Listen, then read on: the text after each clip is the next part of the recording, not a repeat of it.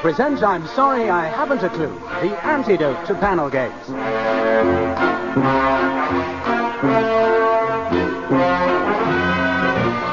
At the piano is Colin Sell, and your chairman is Humphrey Lyttelton.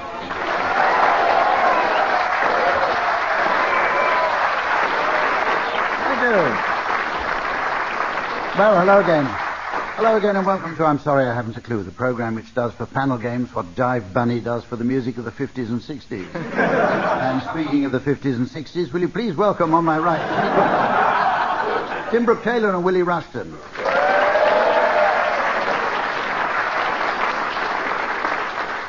And on my left, Paul Merton and Barry Cryer.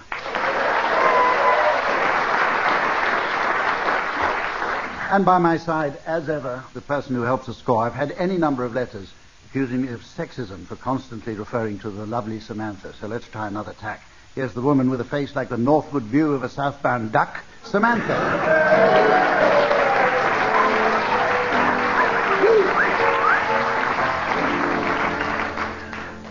Now, it's for a very good reason that our first game is called Wuthering Hillocks. What was that again, Hump? Wuthering Hillocks. Oh. As the current recession continues to be felt in all areas, and particularly the entertainment industry, I'd like you, please, teams, to make suggestions for some cost-cutting versions of films, plays, books, or programs. Tim, I'd like you to start, please. The Silence of the Chops.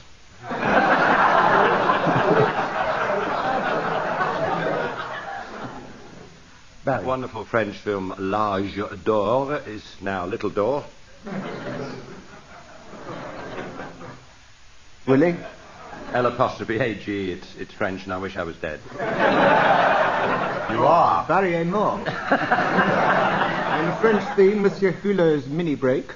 -10 for going out of turn. All right, home. Do I get another 10 for getting back into turn again? Yes, Willie. Beckett is now Runcie.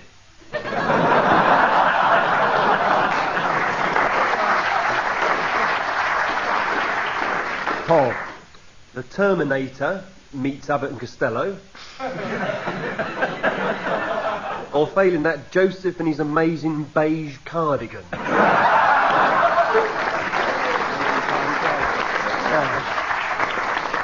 Right, open house now, any more? Kevin Costner's Dances with Aston Villa. Nabokov's Low Half-Litre. Around the Block in 80 Days. Carmen Jones is now Griff Rhys-Jones. In Bed with Maradona. Some people might prefer it, you know. Under Milk Stout.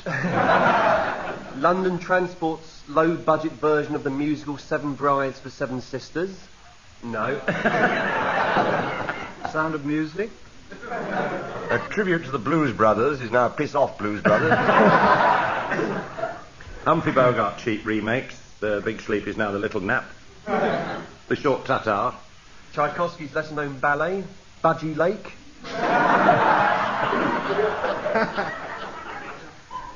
Remake of The African Queen, The African Fergie.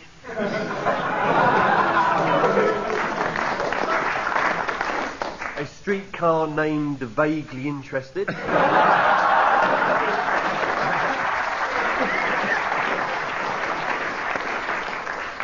Tinker, Tailor, Soldier, Peeping Tom.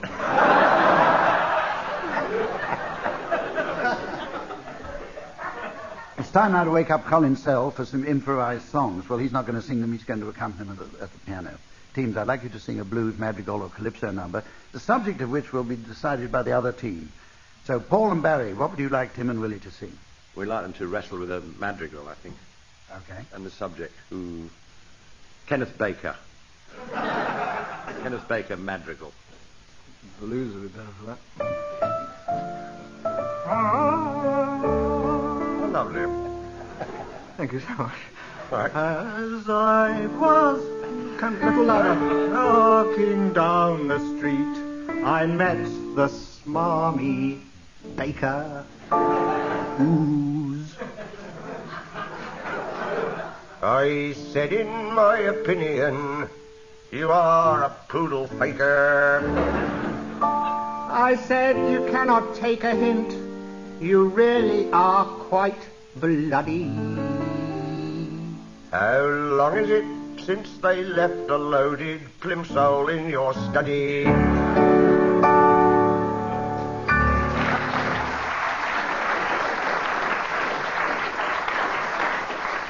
After that triumph, Tim and Willie, will you set Paul and Barry a subject and a style to sing? Well, I will sing a blues. Gaza, Paul Gascoigne, Gaza Blues.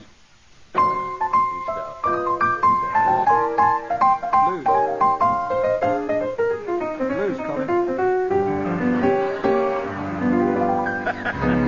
Woke up this morning and a voice behind me said,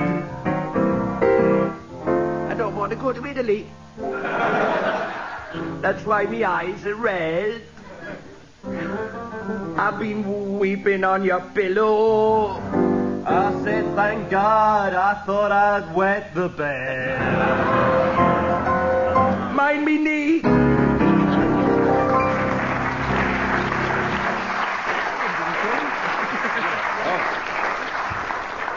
And pausing only to urge Colin Sell to go back to sleep again, we're going to play Through the Keyhole. At my command, each team will transport itself behind me and into one of two mystery cubicles, specially furnished to resemble the rooms of famous people. While the teams in the cubicle describe what they see, the others should ask questions in order to find out whose room it is. They have 1 minute to guess. As you know, we have a very accurate stopwatch. Right, Paul and Barry, will you please venture into your cubicle while the answer goes up on our laser scoreboard?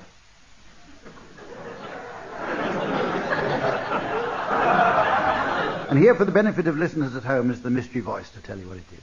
The house of the Marquis de Sade. The house of the Marquis de Sade. Okay, right. Tim and Willie, now, will you please enter your mystery... Oh, no, sorry, I've gone on to the wrong place. It's very confusing. To the tune of... It's that laser... I'm sure there's radiation coming out of that laser scoreboard. It's affecting me. Okay, are you in your cubicles, Paul and Barry? Yes, we are. We're in somebody's house, actually. Right, will you start to describe it and get ready to ask some questions, Tim and Willie? We just looked in the bathroom now. There were some sandpaper white fronts.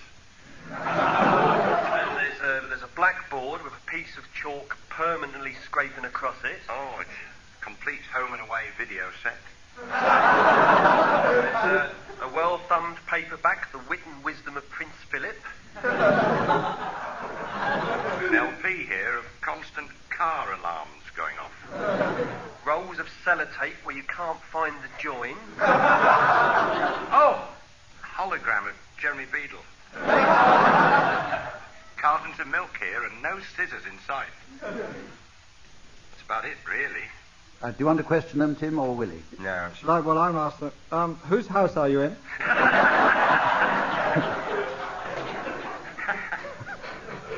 Are you, Australian? No. We're not Australian. As far as I can see, it either belongs to Keith Chegwin or Satan. No more. It's the house of horror. You're close with both of those, really. A perfect hell. Keith Satan. It's a perfect hell. It could be anybody that wants Yes. to be in, Beelzebub Chegwin, you could try. Is it a royal person? Aristocratic. Yes, definitely, yes. Humphrey Lyttelton? Getting warmer all the time. I don't know why Prince Edward leapt to mind. I suppose he ought to every now and then. Now, what do we have? We had, lots of things like videos of home and away. All things... Chegwin, Satan. Keith Chegwin, Satan, and Lord. He's a Lord. He's a We're Lord. across the channel. Oh. French. Marquis de Sade.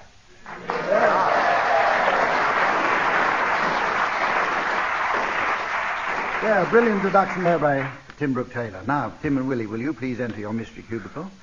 And here's the answer going up on the digital display. And here's the mystery voice for you listening at home. Number 10 Downing Street, the home of John Major. Number 10 Downing Street, the home of John Major. Right, Tim and Willie, are you in the cubicle? Sorry, can't hear you. We're in the cubicle.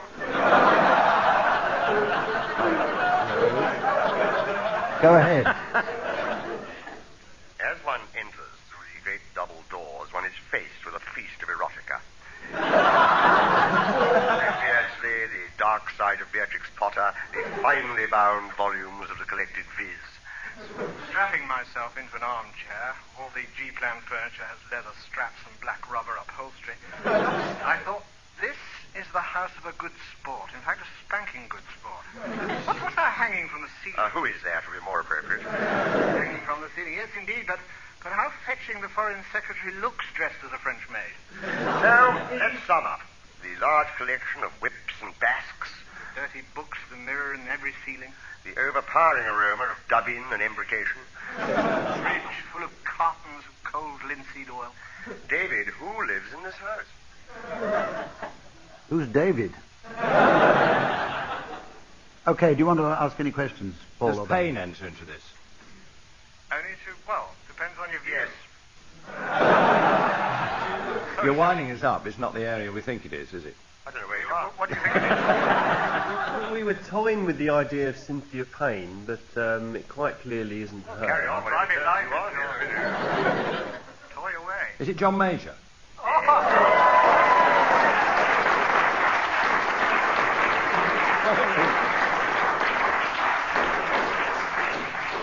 Very worrying you got that. Is there something you know that we don't? No, I was having a drink with Margaret Howard and I heard one or two things. These things happen. Right, now our next game is not in the slightest bit funny. So what's new, I hear you cry, as one? Well, the difference is that the point of the game we're about to play is not to make the audience laugh. Teams, the game's called Straight Face. I want you to suggest a series of unamusing words. First person to raise a titter from the front row is out. And so on. And so on. Anyway. Okay, Paul. Cupboard. Glass. Vestibule.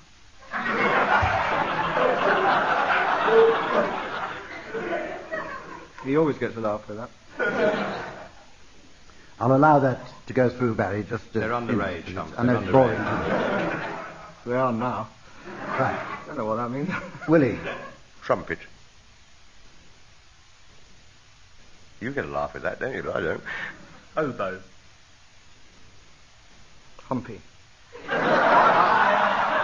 Yes, you're out. Yeah, Tim Brooke-Taylor's out, I'm afraid. Got a terrific laugh for that one. He's out. He's not going to play any part in the rest of the game. You won't hear from him again. So this game's over and hopefully beyond. No offence, Humpy. Right. Now, bearing in mind that Tim's out, Yes. Barry, will you carry on, please? Quirk. Trouser. Haircut. Trumpet. You're out. You're out. I want to play. Right, go on. Barry, go on. Ignore him. Humpy, Humpy, Masticate. Audience. Northern. Bibulous. Gala. Song. Femur. Bone. Engine. Any plans for Christmas? Go and sit in the corner, Tim.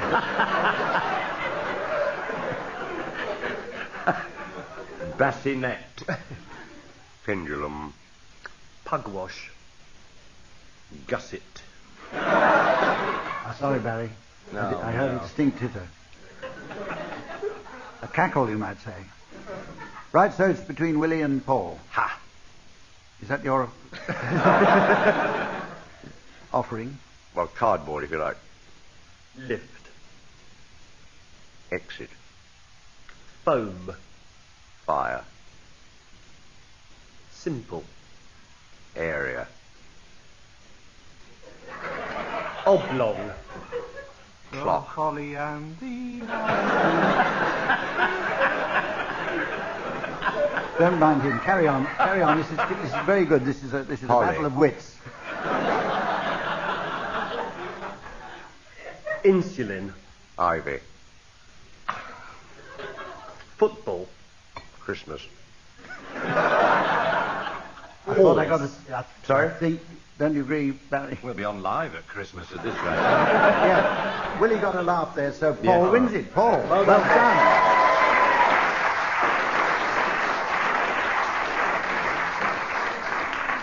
Right, we're now going to play the game called Mornington Crescent.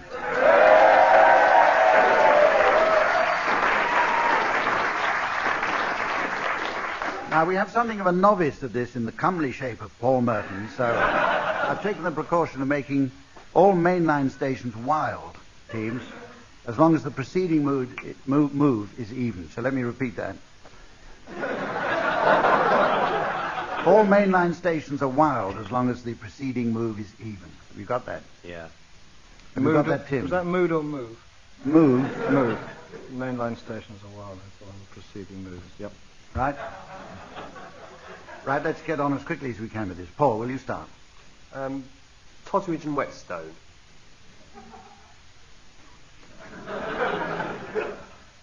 Tim? That's just sheer luck. Flask Walk. Liverpool Street. Wild.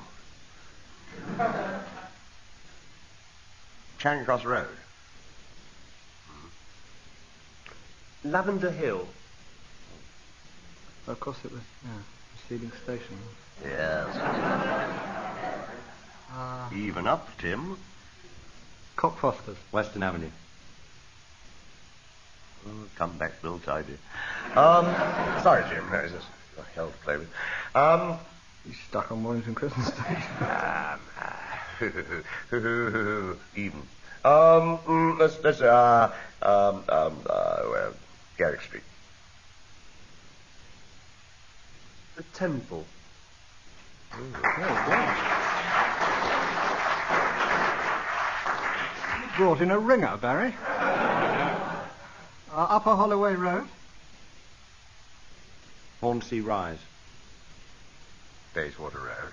Mornington Crescent. Paul!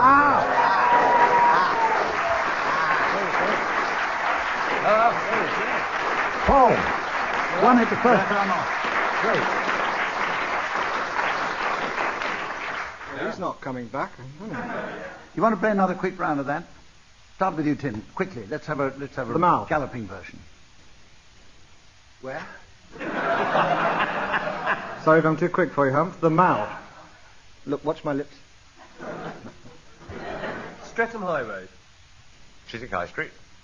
Pall Mall. Why have we gone in this strange order? Yes. Went out of order. Your little new clever dick new boy went out of order then, Hump. He did, yes. I was going I to... suppose that's all right. That us into trouble. So let's... What should we do? Let's go on to the next round. Give him respect. Well done, Paul. Yeah, very good, Paul. Very good. 2 games in a row you won then.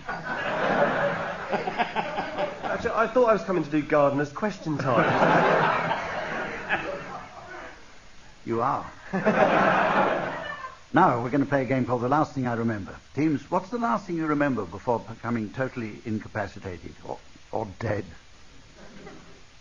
The last thing I remember is saying, I don't know why these Leeds United supporters have this reputation. You're just misunderstood, aren't you, lads? I said to Pavarotti, come on, Lou, sit on my lap and give us cornetto. The last thing I remember was discussing with Michael Heseltine the problem he has with his R's, and I just suggested quietly stop talking through it.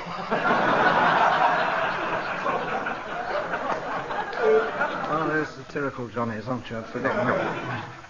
I saw Rosemary Connolly, author of The Hip and Thigh Diet, at a book signing. I said, you put on weight. And I was in the Kremlin, and I bumped into Mr. Gorbachev, and I said, did you enjoy your recent holiday at all? Him. The last thing I remember is saying was, I remember when you couldn't even swim like this in the Thames.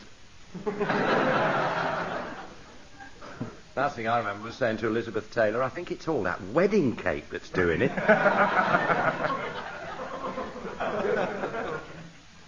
The last thing I was in this restaurant, and I heard Norman Lamont being asked how he'd like his steak, and I shouted, wooden and straight through the heart.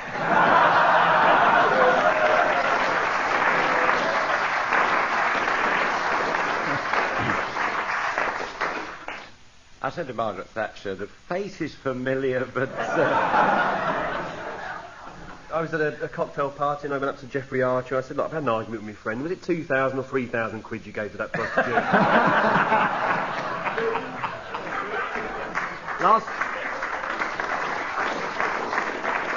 Last thing I remember saying is, Kenny Ball, he's very good, isn't he, Humpy?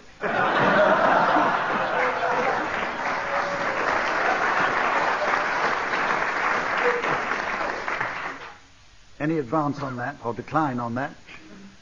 Okay. It's time now to shake what little life there is out of the Colin Sell Showtime Band as we embark upon a singing relay. Teams, I'm going to ask you to sing a well-known song, but singing alternate words between you. Now, it's a lot harder than it sounds, so don't go rushing into it. Paul and Barry, will you sing just one of those things? And Colin, will you accompany it, please?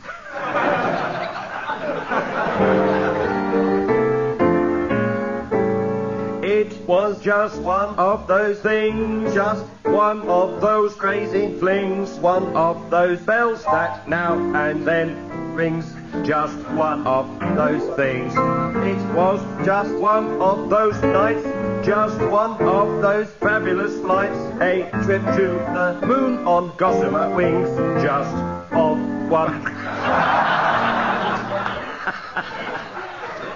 of those things. We'd... No, sorry, no. This is impossible. Orange and Crescent. You be Curtis, I'll be Ishmael. You won't get laughs either.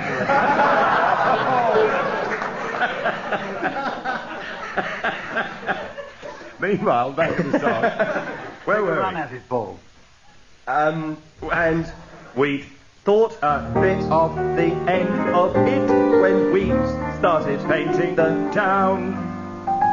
We'd have been aware that our love affair was too hot not to cool down. So goodbye, dear, and amen. Welcome back. Here's hoping we meet now and then. It was great fun, but it was just one of those things.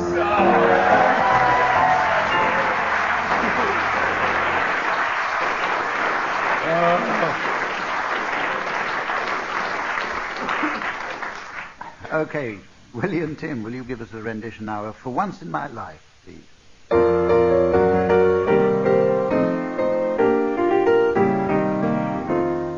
For once in my life, I have someone who needs me, someone I've needed so long.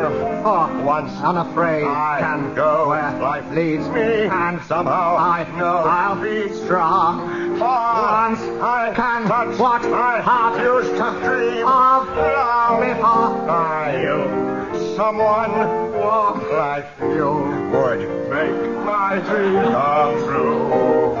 For once in my life, I won't let sorrow hurt me, not like it's hurt me before. For once I have something I know won't desert me, I'm not alone anymore. For once I can say this is mine, you can take it. Long as I know I have love, I can take it. For once in my life, I have someone who needs me.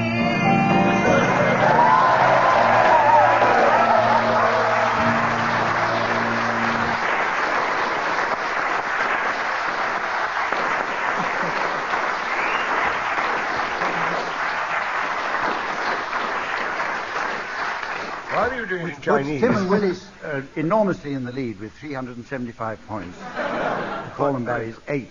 Don't worry, Paul and Barry, it's early days yet. Finally, before we go...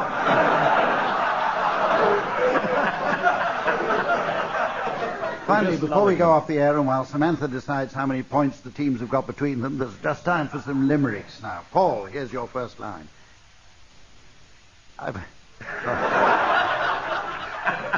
Is it coming via the spirit world as well? I'm just thinking about that TV show that Tim was in. It'd be nice to see you on the screen sometime, Humph. You mean the widescreen? Would need to be. Paul, here's your...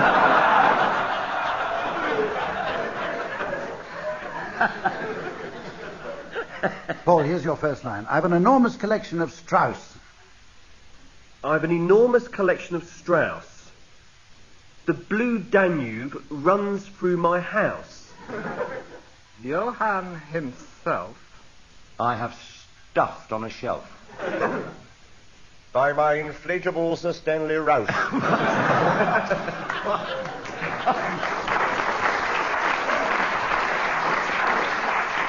think you were right to pause before appreciating the genius behind that line. I appreciate it, thank you. A thoughtful audience, but a good one. And a good one. Those of you who don't know, Sir Stanley Rouse was head of the FA in 1843. Yes. A close friend of Hump. As was Strauss. The elder. The younger hated him. Oh, that bad penny waltz. Who can forget it? Come on, Samantha. It wasn't me, Hump. Right, with the scores evenly balanced at 2 each. Tim, here's your first line. One evening while listening to Brahms, One evening while listening to Brahms, the vicar's wife leapt in my arms. In the ensuing melee, She danced on my belly. And set off the fire alarm.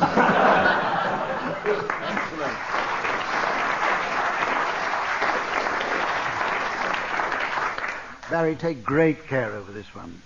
George Miller. A little known fact about Liszt. I'll see what you mean. A little known fact about Liszt that listeners may well have missed.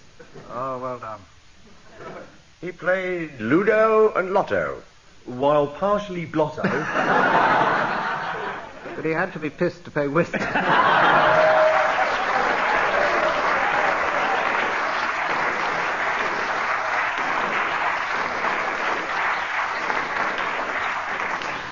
Willie, here's a nicely poised first line for you. When Johann Sebastian Bach When Johann Sebastian Bach was asked what he did after dark, He said, I compose a Te Deum.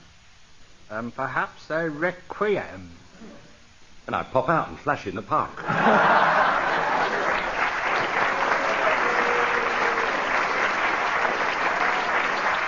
Okay. Right, that's all we have time for now. Join us again next time. Until then, from all of us, goodbye.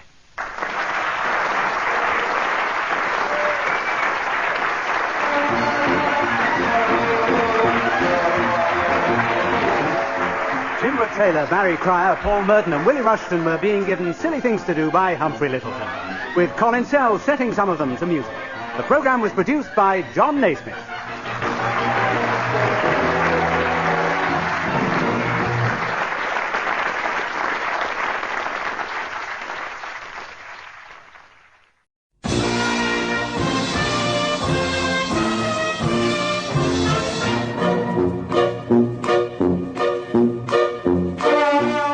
I'm sorry I haven't a clue. The antidote to panel games.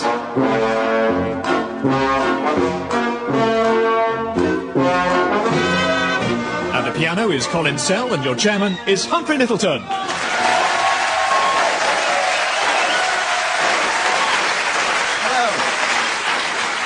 Hello and welcome to another edition of I'm Sorry I Haven't a Clue. An interviewer who considered mountaineering a stupid and pointless thing to do once asked Chris Bonington why he wanted to climb Mount Everest, to which Bonington replied, because it's there.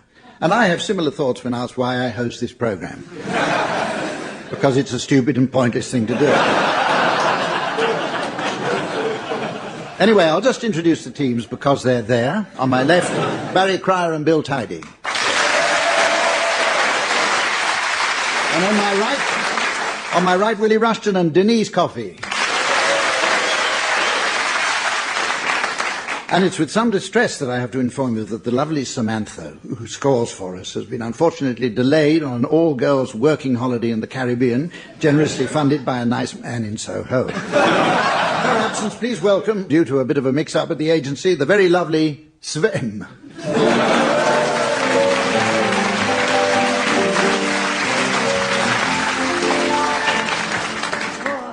We're going to start with a game called Telegrams. Teams, I'd like you to suggest some telegram messages to mark unlikely events. Pretty simple, really. Barry Cryer, you can start. A telegram to Beethoven. For God's sake, answer the door. I've been knocking for 3 days. I got one just for the programme from Keith Prowse saying you want the best seats, you buggered.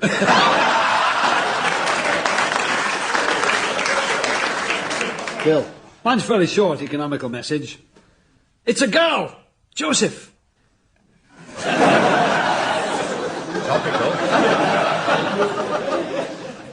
Denise. I discovered one that was in the Kremlin during the recent dramatic events. The telegram says, "I'm sorry, I haven't a coup."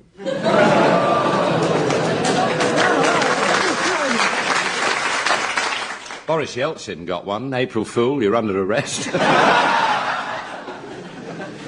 Remember Dr. Spooner? There was a historic telegram to Dr. Spooner. He used to mangle words, and the telegram read, "You're dosed at the tinner on Nidy Fright.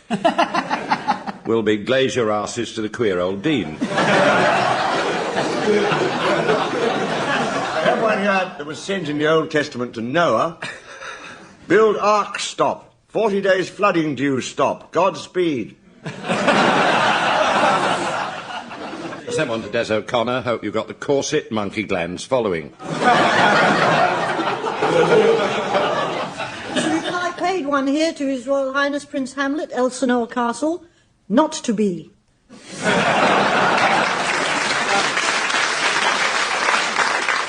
Right, teams, now for this next game I'd like to introduce listeners to an immensely able pianist.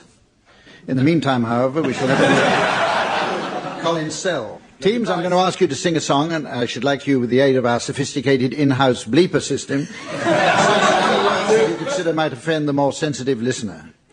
That's assuming she's listening. Barry, will you begin with Cabaret? What good is alone in your room? Come hear the music play. Life is a old chum. Come to the, come taste the, come hear the, come blow the, start right this way. You're waiting. No use permitting some prophet of doom to wipe every away. Life is a old chum to the cabaret.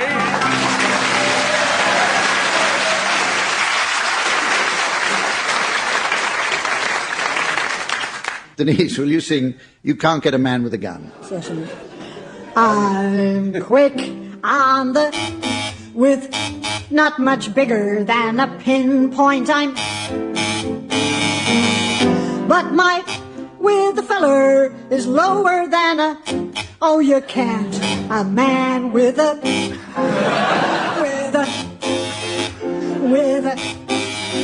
no, you can't, a man with a, if I went to with someone's herd of cattle, you'd ask when the job was done. But if I, the herder, they'd holler bloody murder, and you can't get a from a mug with a, no, you can't, a man with a.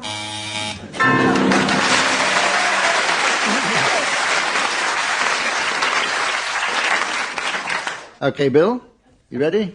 Will you sing Smile?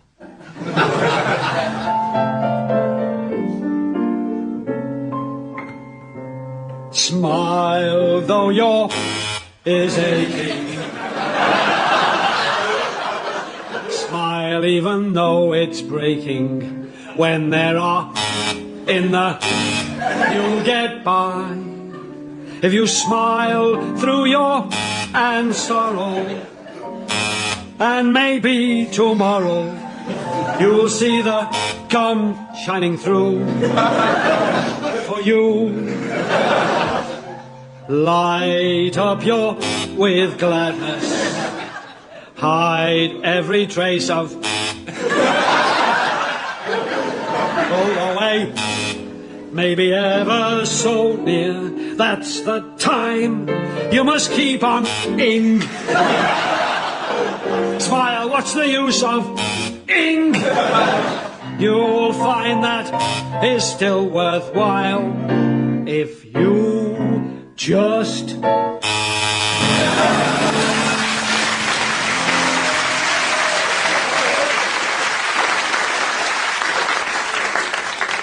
Right, Willie, it's your turn to sing now, and your song is September Song. This is where they buried Jimmy Clitheroe.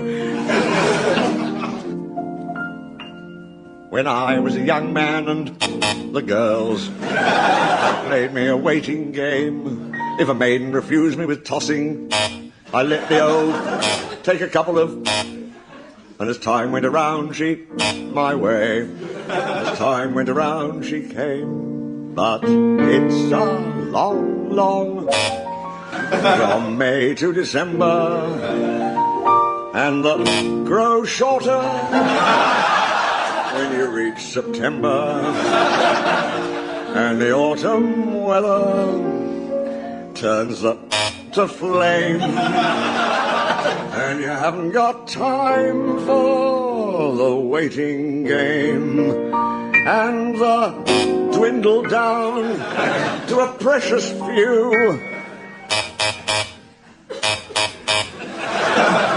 And these few precious I'll with you. And these few precious I'll with you.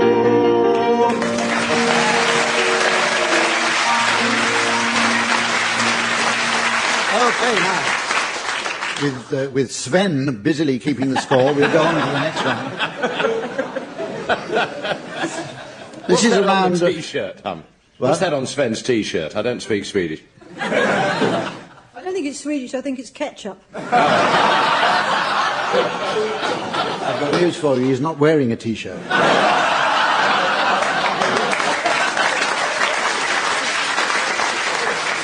This round's called Paranoia. Both teams are suffering from insane delusions. Pay no attention, we'll go on with the game. Here are the rules. Both teams are suffering from insane delusions, the nature of which only the opposing team understand. The insane couple should ask questions to identify their complaint. Denise and Willie, you're the first insane couple. Thank you. Today, anyway. Your paranoia is going up on the infrared laser display board now. And here for you listening at home is the mystery box. They think they're stuck in a lift with Pavarotti. They think they're stuck in a lift with Pavarotti. Okay, right. Willie and Denise, off you go. Start questioning the others. Has this anything to do with the fact that we are, as a team, of mingled sex? We haven't seen you mingle, actually. Oh, will you, it being radio? No, that is an avenue I would not go down. Go down. Careful, Barry, you almost slipped a little minefield. Is it something that we'd rather not do in public? Yes, I suppose so, yes. Yes. This is a private thing, and we'd like to keep it in a there. sense, yes, it's quite private. Go down was a quarter of a clue, a millionth of yes, a clue. A mining reference? A what reference? Yes, a loose link to mines. A what reference? Mining. Mining. Hello, Barry. Ah, now. Do we wear pit helmets for this activity? That's entirely up to you. You wouldn't normally, no. Are the royal but a family massive involved? handkerchief would help. A massive handkerchief? Are the royal family involved? Yes. Oh, we're rushing about all over the place. No. A massive handkerchief. An underground activity involving a massive well, forget underground. Are we talking about the tube? Yeah, I mean... No. No. And not the royal family. Just the massive handkerchief and the nautical disaster, possibly, as opposed to mining. No. I was thinking of sea mines and the Titanic and that sort of thing, and although the two weren't involved, it was nice. I forgot to tell you that you have 30 seconds. 10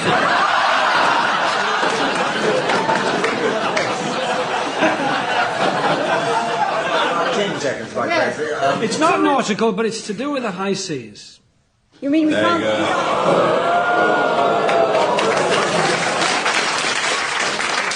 We think we're Pavarotti. we're going So warm, you don't think you are Pavarotti? We are Pavarotti. No, you both don't of us, think you are together, Pavarotti. put You've been together. eaten by Pavarotti. No. This could happen if this situation goes on long enough. You've been involved in a mining disaster. What's Pavarotti? Yes. Uncanny.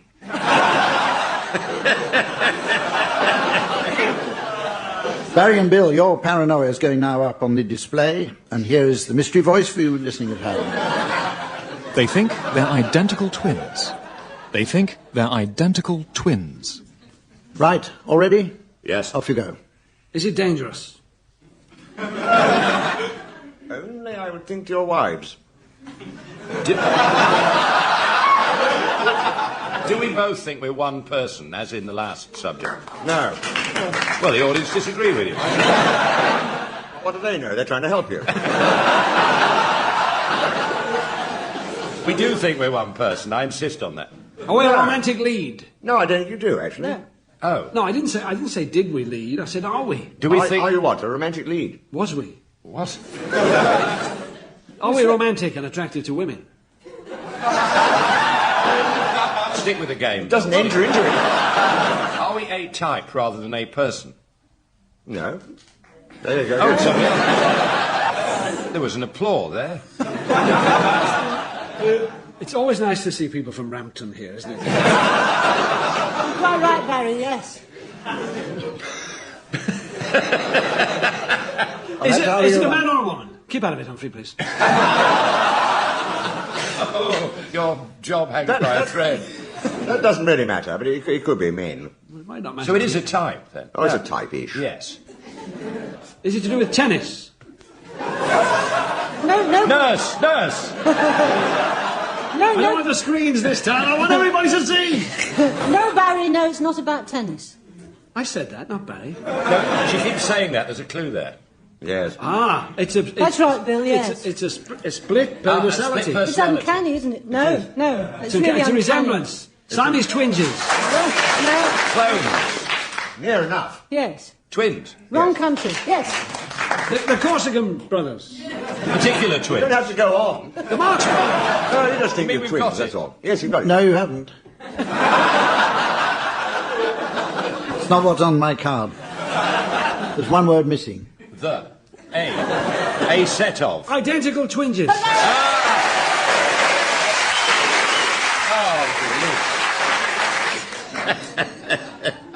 Right, with all to play for, we go on to a game called Close Quotes. I shall give you, each of you, the first half of a well-known saying or quotation, which I'd like you to complete. Points will be deducted for correct answers. Now, Barry, will you complete Too Many Cooks? On television. Willie, here's one for you. Red Sky at Night? Shepherd's Delight, red light at night, Shepherd's Market.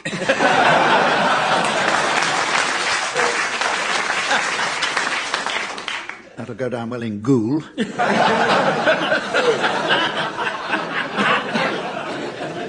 Bill, your saying is a fool and his money. Have an account in the Bank of Credit and Commerce. A fool and your money, of course, is a budget.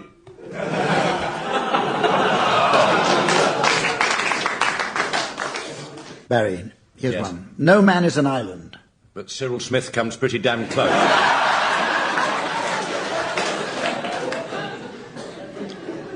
Denise, a little bit of acting for you to do. Please complete these famous lines of Lady Bracknell's. To lose one parrot, Mr. Worthing, may be regarded as a misfortune.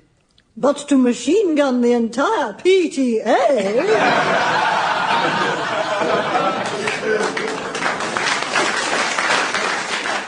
Willie, here's one. Don't count your chickens. Out loud as it upsets the other patients.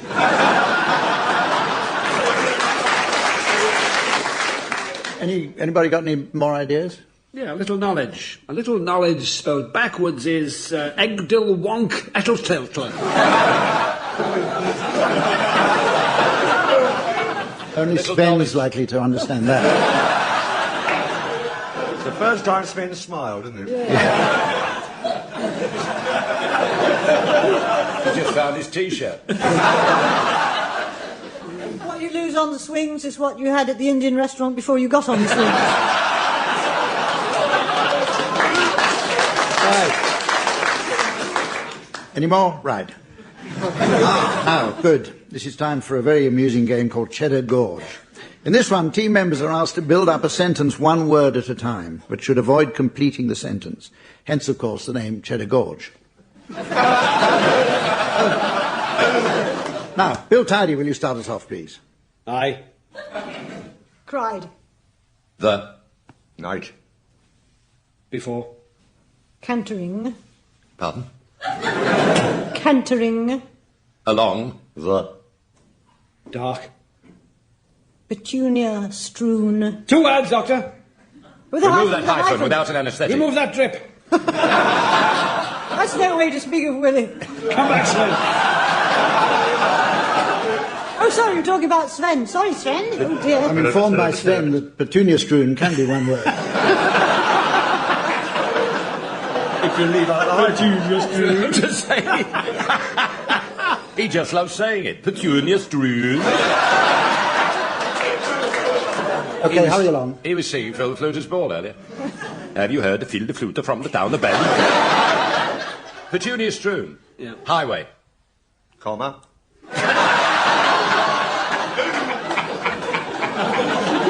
Dimly. He. Thought. I. Believe. Comma. That. This. Must. Try. The. No, Most. Patient.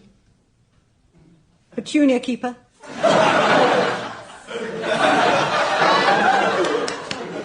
in. The. Whole. Of. Scandinavia. That's a full stop if ever I heard. Yeah, I should have buzzed there, but I'm not going to use this All right. damn thing. And. Unfortunately. The. Parkkeeper. A. Burly. Woman. With. Heavy.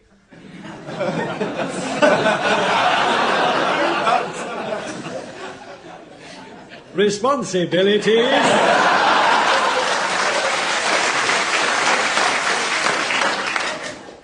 Succumbed. To. His. Vigorous. Responsibilities. So. He. Lurched. Backwards. Towards. The. Railings of. Seven. I mean Bismarck. Foil. Just. Outside. The. Railings. Railings. I think she finished the sentence. I was gripped by the narrative. Give her no, she lost. Don't give her any applause. Give the other three applause. I thought that was going to go on forever. I thought it it did. did. Right now, a game called School Reports.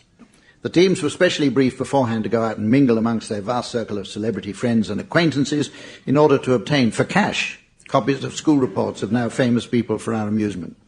Quite rightly, our teams refused, and I'm pleased to say they were able to nick them without any money changing hands.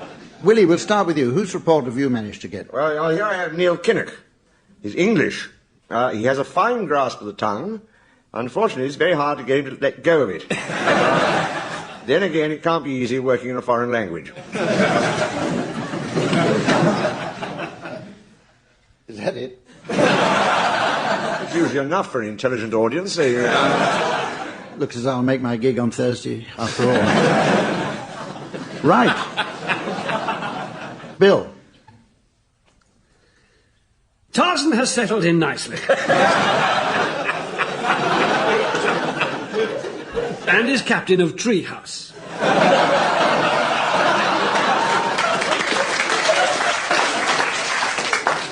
His A-level English lit is improving rapidly, and he is now reading Byron's I'm certain he'll win his school loincloth this summer. And even now, he's swinging across the crocodile-infested quad, Oh.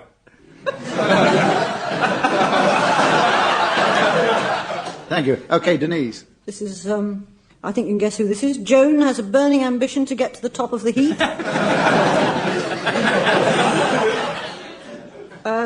Must try harder. That was Judge Jeffrey's school report.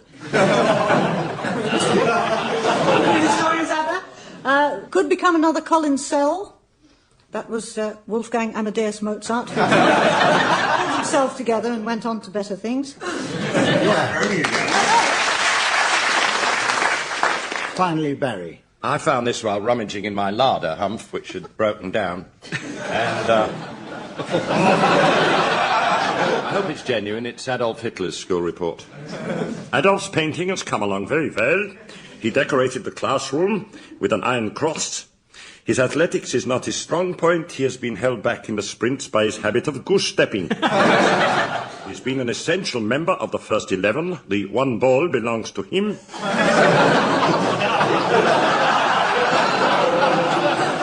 The process has been disappointing due to him continually raising his arm in class and being told to leave the room. At prayers, his rendition of the Horst Wessel song has been much admired by many pupils.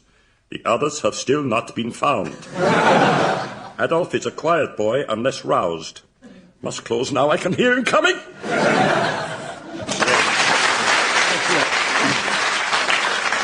Right, we have a round now entitled Bad-Tempered Clavier, in which our teams will attempt to sing a well-loved song while a tone-deaf and manually uncoordinated piano player attempts to provide some accompaniment. Colin, I think you'll be needed for this one.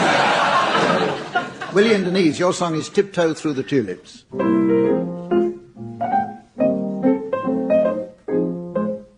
Come tiptoe to the window, by the window, that is where I'll be. Come tiptoe through the tulips with me.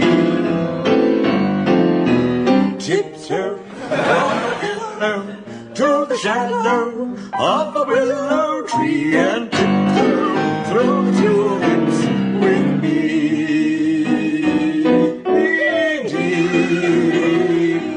In forest we stray, we'll keep on the shores away. And if I kiss you in the garden, in the moonlight, will you pardon me? Come tiptoe through the tulips with me.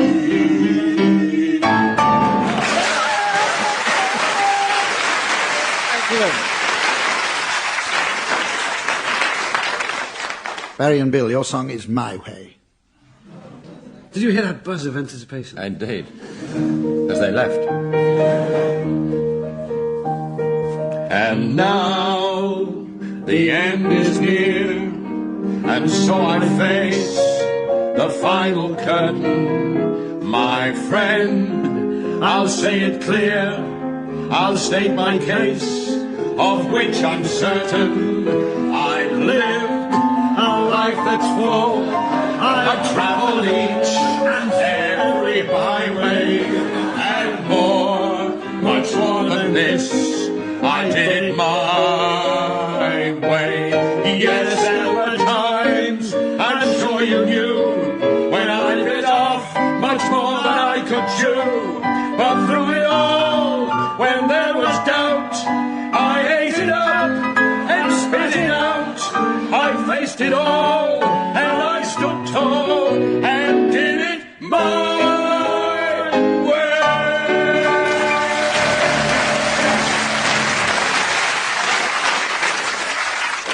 Well, I'm afraid that's all we have time for this week. So while I encourage Sven to pop something on over his trunks,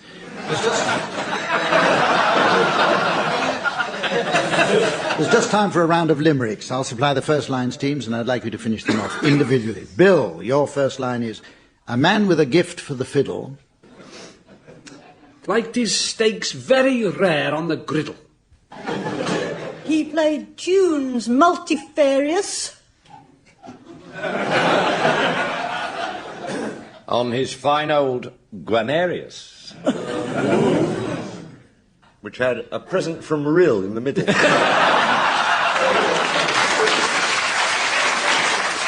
Here's the first line for you, Denise. Your line is, While playing some scales on the flute, I noticed strange stains on my suit.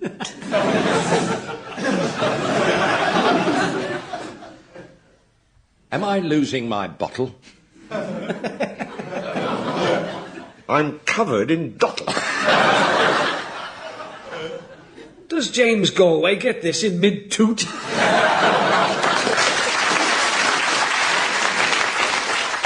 Barry, while learning to play the bassoon, In a bordello in downtown Rangoon.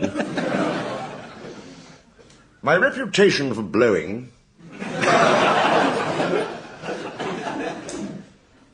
Got all the girls going? Oh, these Burmese girls love a good tune. Right.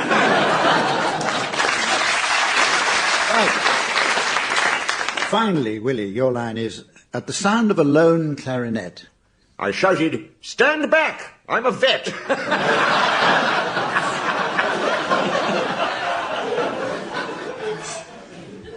Picture Acker's alarm. As I thrust in my arm.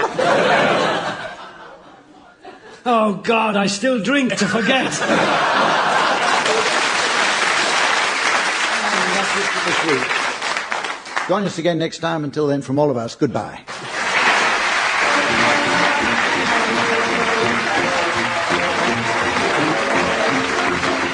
Barry Cryer, Denise Coffey, Willie Rushton and Bill Tidy were being given Silly Things to Do by Humphrey Lyttelton. Colin Sell setting some of them to music. The programme was produced by John Naismith.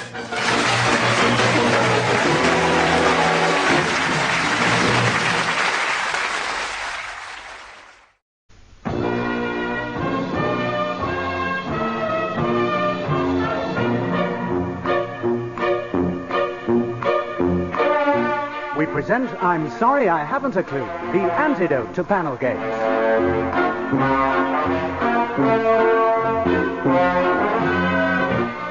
At the piano is Colin Sell, and your chairman is Humphrey Lyttelton.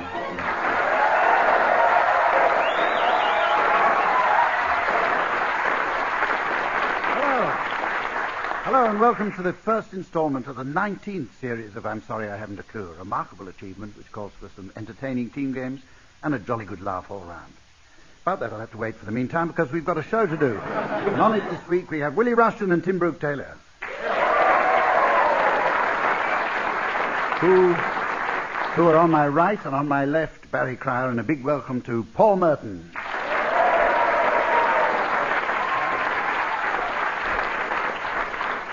And finally, as regular and well-oiled as your favourite timekeeper, please welcome our favourite scorekeeper, the ever-lovely Samantha.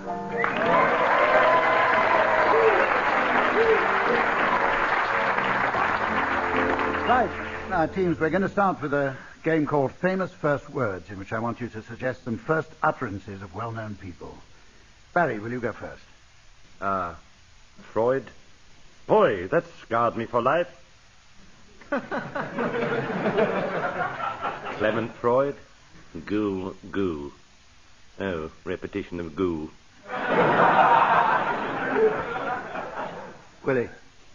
David Frost. Hello, good evening, and Talcum.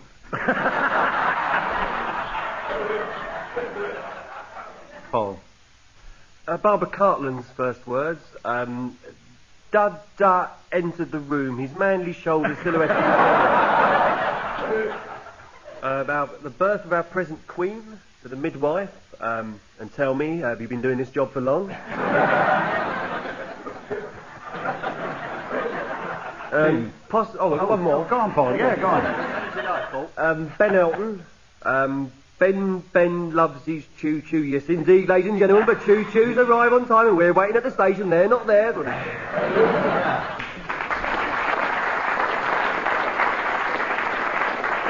Tim, Michael Aspel.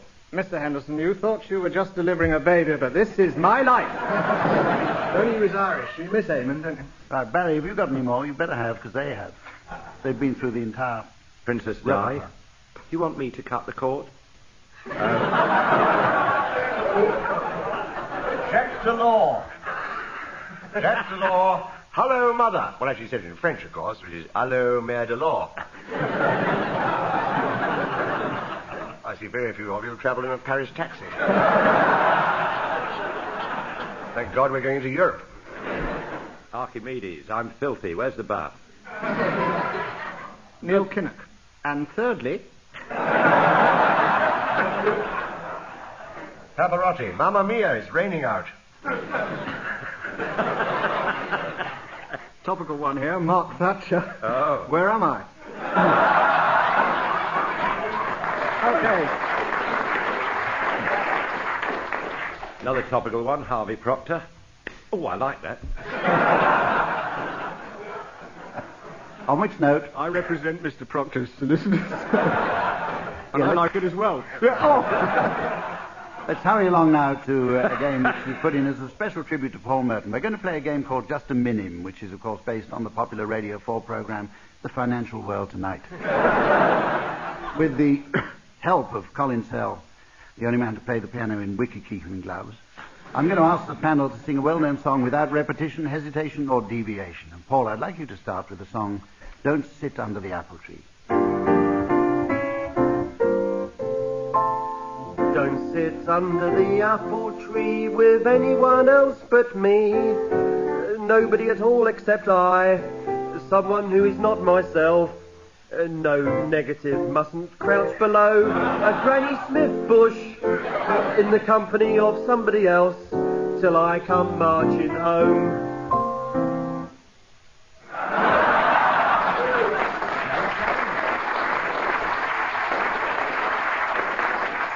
Total nonsense, but no repetition. You seem to have won that round. Either that or this high-tech buzzer isn't working. Did anybody challenge then? No. You didn't. There wasn't any reason to, was there? We were waiting to sing his way into I'd the like to ambush. challenge on hesitation for the second verse. Not that I noticed. But Tim, you can. Let's have a change. You can go on. Don't go walking down Lover's Lane with another person besides this person here. Anyone else but moi. Challenge there from Hesitation. It was Rose Barry. Hésitation. Syncopation. Ah oui, merci. I didn't know he was giving it the proper French pronunciation. Moi. See. Money Anyway, well spent, Tim. Samantha enjoyed that. No, all right. Carry on, Barry. So run it in. Don't walk down another lane. The hoi polloi, rank outsiders, niet stop desist, perambulating in the street of Rumpy Pumpy, stitched at the hip to a persona non grata, before I left, right to my abode. Challenge from Tim. Deviation from human nature. I mean, the man's talking rubbish. And the point is he's talking rather than singing. If you remember, well, yes, it's what is it? Recitative, Colin. It's I think great. we've done enough of that one, do you? Yeah, we're losing the will to live with that. Barry and Paul. Barry and Paul won that round. Well Big done. round of applause.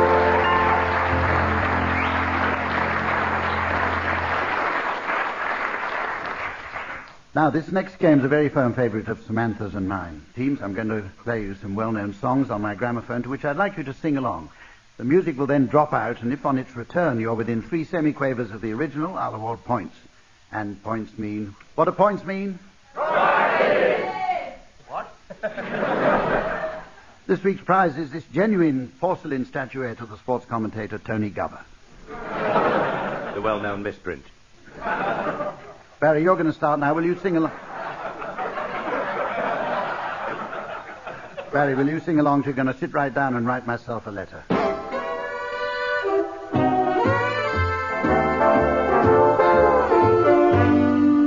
I'm gonna sit right down and write myself a letter and make believe it came from you. I'm gonna write words so sweet, they gonna knock me off my feet. A lot of kisses on the bottom, I'll be glad I got 'em.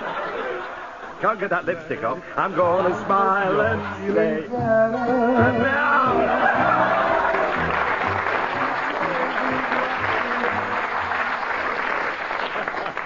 That was absolutely rotten. Willie, you're going to sing along now too. That's Amore.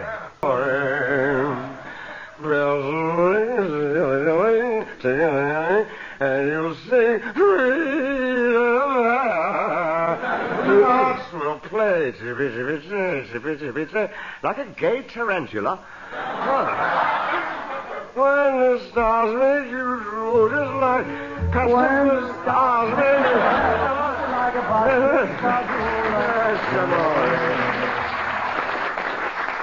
Yeah, a bit better. Okay. I won. Paul, will you sing along now to Frosty the Snowman? Is a fairy tale, they say.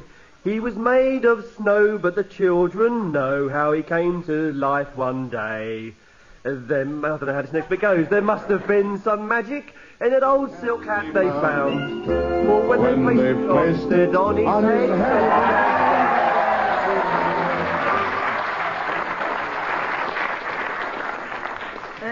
Excellent. Well, on to the next round, then. And now, Tim, with all to play for, will you sing along? Good luck, Tim. Thank you. Will you sing along to Chitty Chitty Bang Bang? Chitty bang bang, chitty chitty bang bang, chitty bang bang, chitty chitty bang bang, chitty bang bang, chitty chitty bang bang. Oh, you pretty chitty bang bang, chitty chitty bang bang, we'll love you. And in chitty chitty bang bang, chitty chitty bang bang, what we'll do near, far, in a motor car. Oh, what a happy time we'll spend. Bang bang, chitty chitty bang bang, our fine four-friended friend. Bang bang, chitty chitty bang bang, our fine four-friended friend. Chitty bang bang, chitty chitty bang bang, chitty chitty bang bang, chitty chitty bang bang, chitty bang.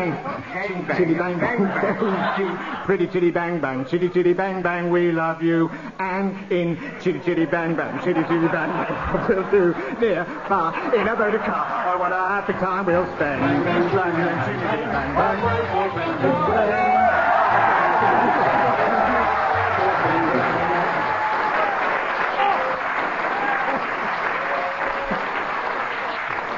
They must have sung it really badly the first time. There was a big hole in the Dick Van Dyke. And with Paul Merton a clear winner, let's go on now. Right, well, our next game should have been our last game, but I got my card here. Anyway, who cares? It's in the team's... Oh, sorry. Too slick, Hump. It's sad when you go like this, isn't it? Yet another award. In it, the teams are required to summarize the plots of well-known books, films, plays, etc. in 15 seconds. Hence, of course, the name Plots in 15 Seconds. Tim, will you start us off, please? Yes, I'd like to do Snow White and the Seven Dwarfs, Hump. Well, get on with it. Mirror, mirror, on the wall, who is the fairest of them all? Lionel Blair? You stupid mirror. Meanwhile, in the forest, Snow White is surrounded by 6 jockeys and Colin Moynihan. Hello, Sleepy, Doc, Grumpy, Colin, Dopey. Don't do that. I said, don't. Oh, all right. Meanwhile, here, my dear, try this lovely apple. 100 years later. Oh, hello, Prince. What big ears you have, dear.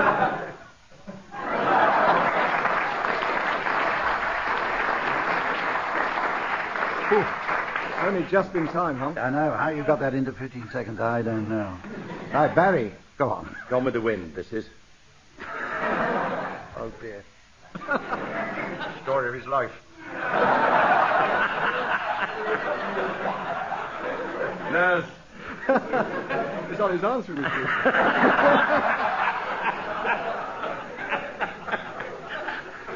Right, Gone with the Wind. Ashley, Scarlet, Red, Scarlet, Ashley, Red, Ashley. I don't know anything about birth and babies. More hot water. Atlanta's burning. They've used all the water to put the fire out. Still, tomorrow is another day. You've got enough water to put the fire out, Red, on your homestead. I needed to irrigate my crops, Scarlet. You're not having it. You mean? Yes. Frankly, my dear, I don't give a damn. The end. Golden Girls.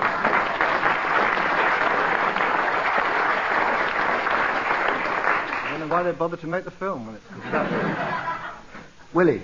Richard III. Now is the winter our discontent, made glorious summer by the son of York. I put on his hump and a funny nose, and I'm still not getting laughs. So much for radio. Humpy, Humpy, Humpy. This way, I'm better looking than the present Duke of Gloucester. Hey! Hey, lads, when you've finished the hoovering, go and dump the Duke of Clarence in a butt of Marmite.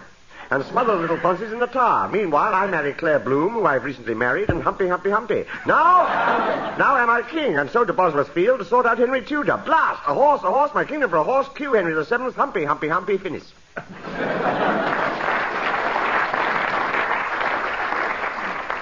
Well, Paul, they've set a pretty high standard, but don't let you worry. You say it, Humpy. Yes, I'd like to summarise Brief Encounter, the movie. I was terribly bored in my marriage. Caught a train, got some grit in my eye. Had wonderful sex with Trevor Howard for 5 hours. Still managed to catch the 6:15 home.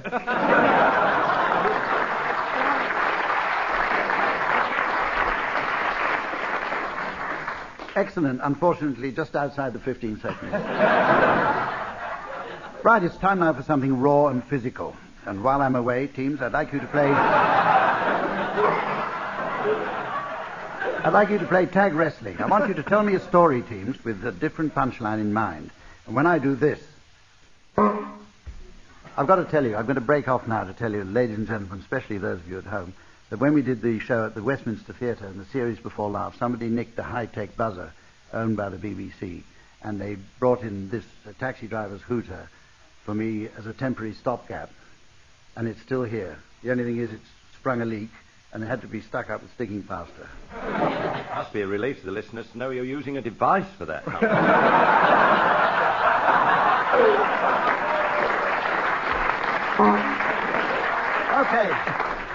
Okay, now. You didn't that time, but... To pick up the story where I left off. When I do this, the story changes hands. The winners are the teams to reach their particular tag. And please try not to drag it out for as long as you usually do. Willie and Tim, your punchline is, the door flew open, the bison ran out, and peace returned to the town at last. Barry and Paul, your punchline is, and to everyone's surprise, Barbara announced her engagement to Luciano Pavarotti. Now, you've had long enough to think, so you start this one off. Willie, please. It was not peaceful in the town, mainly due to the excessive amount of bison. And doors constantly flying open and shut. I feel something should be done about this, said Pavarotti.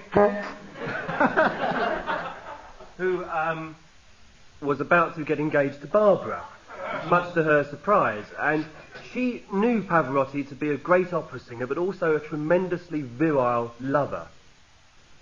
She waited for the moment to the Christmas party at the civil service on New Year's Eve, which was a very strange day for a Christmas party. It was the civil service, and suddenly, to everyone's surprise, Barbara said, "Shut up, you fat wop. I want to say this.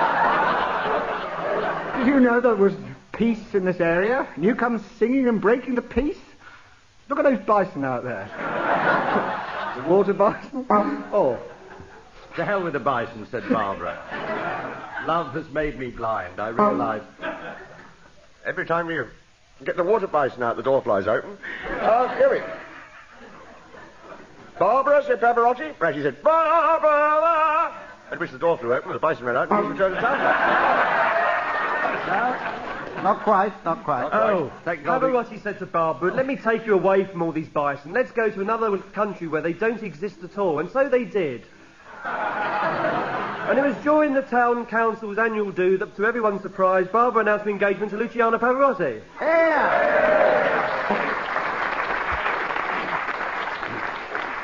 And entirely due to the fact that my hooter developed another leak, Paul wins that round as well. You're doing well, Paul.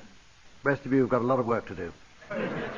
Now, teams, I want you to suggest some films as suitable viewing for a society of wine tasters. We'll start with you, Tim Brooke-Taylor. Great Expectations. Sound of Musek. Eric Sykes' famous film, The Plonk. Alexander Dumas' film, The Three Musketeers. Chardonnay Last Summer, starring Ryoka Hudson. The Clarets of Wimpole Street. Raging Bull's Blood. The Man with the Golden Amontillado, with Bill Odbins. The Good, the Bad and the Bubbly. And from the Greek Film Festival, Who's Afraid of Virginia Woolf? Thank you. A recent hit, Three Men and a Baby Sham. Oh, Mr. Peaceporter. How Green Was My Valpolicella? Wine tasting, 2 films. Apocalypse Now and The Naming of the Nose.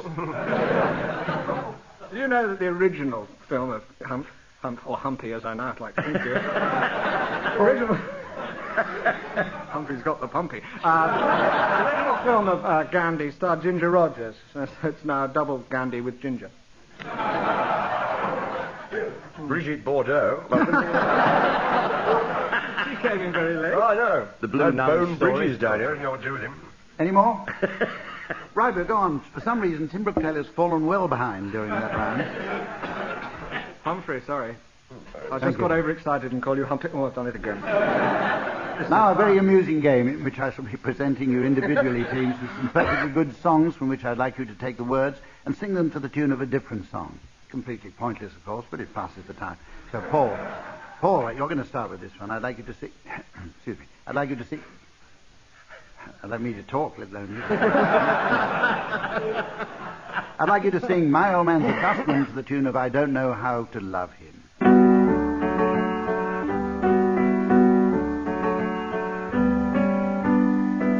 Oh, my old man's a dustman. He wears a dustman's hat. He wears gold, blimey trousers, and he lives in a council flat. He looks a proper nonna in his great big hobnail boots.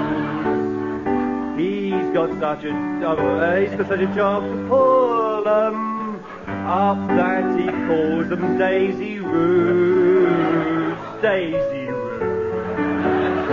Daisy.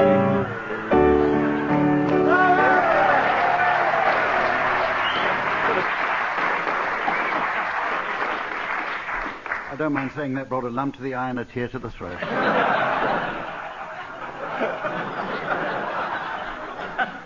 Barry, I'd like you to sing the Sky Boat song to the tune of Boiled Beef and Carrots. And Colin Sell, I'd be awfully pleased if you'd accompany this at the piano. Oh, you are now watching A Family at War. My scriptwriter seems to have made an error there. And my piano accompanist has pointed it out. Thank you very much, Colin. But try to shut up. Now, Barry, I'd like you to sing the Sky Boat song to the tune... Well, sorry.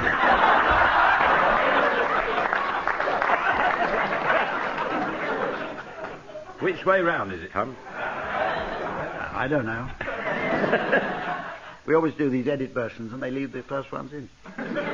It's so them, behind the New glass. competition this week's Radio Times. I would like to host. I'm sorry I haven't a clue because...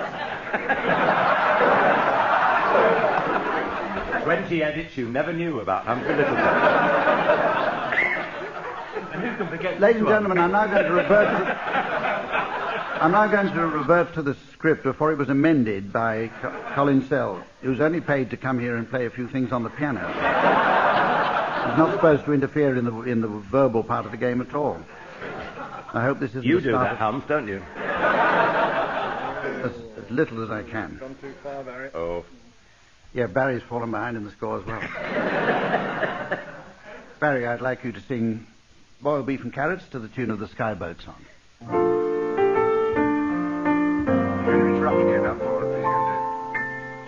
Boiled beef and carrots, boiled beef and carrots. That's the stuff for your darby cow, makes you fat and keeps you well. Don't live like vegetarians on food they give to parrots.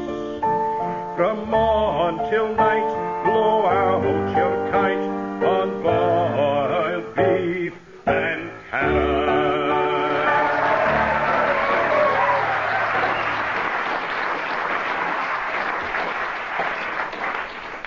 Lovely voice. Willie, I want you to sing I'm Henry VIII I Am to the tune of We'll Gather Lilacs. Are you sure? Not sure of anything. I'll do that anyway, Humphrey, just for you.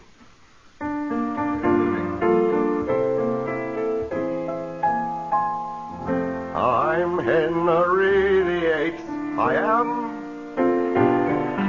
Henry VIII, I am. I got married to the widow next door. She's been married 7 times before. Everyone was a Henry. She wouldn't have a Willie or a Sam. I'm a 8th old man named Henry. I'm Henry VIII.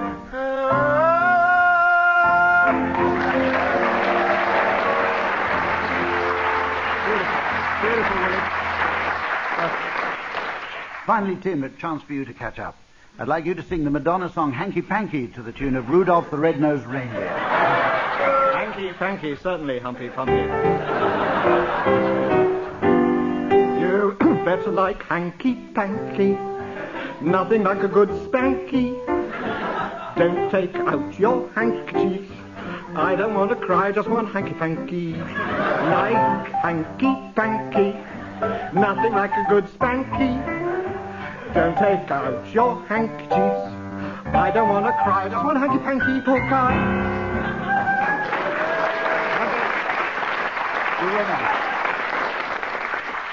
Okay, well, that's almost it for this week, but before Samantha and I nip off for a roll in the canteen, we've just got time for a round of limericks. And here are your first lines, teams. Willie. One lunchtime while quaffing some ale, George Bush's heart started to fail. And things got much worse. When a well-meaning nurse Said, don't worry, I've sent for Dan Quayle.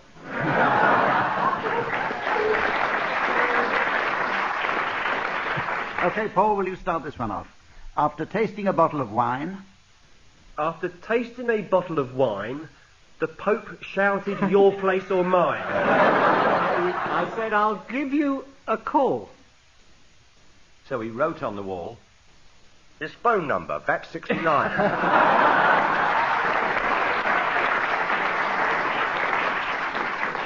Okay, Tim, here's one for you. The medicinal power of brandy... The medicinal power of brandy is vouchsafed for, so keep some of it handy. its wondrous effect Kept Churchill erect. but at the same time it did sod all for gain.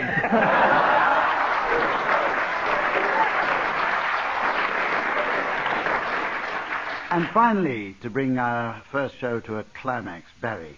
After drinking large measures of port... You may well find that you've been caught short. And you're miles from the gents. Well, it seems to make sense. Shove the cork up your arse. Just a thought.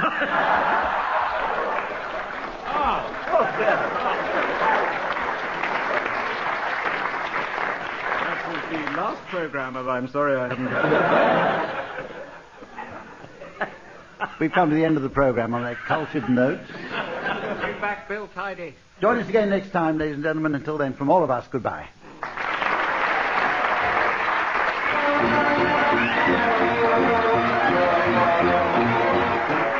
Tim Brooke-Taylor, Barry Cryer, Paul Merton and Willie Rushton were being given Silly Things to Do by Humphrey Lyttelton, with Colin Sells setting some of them to music. The programme was produced by John Naismith.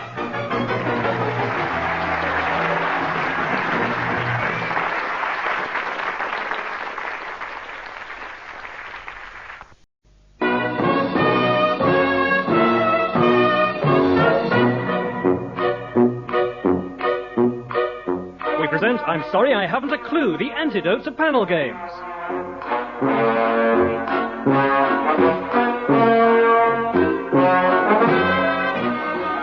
name is Colin Sell, and your chairman is Humphrey Lyttelton.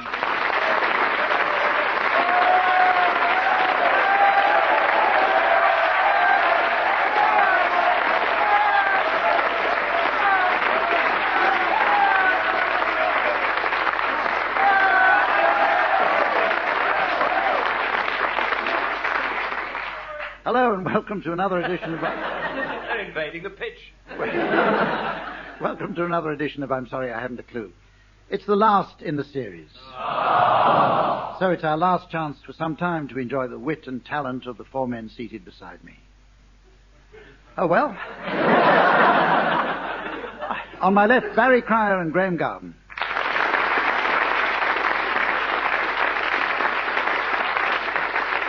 On my right, Bill Tidy and Willie Rushton. And for the last time this series, we're always sad to see the back of this lady. Would you welcome, please, our lovely scorer, Samantha.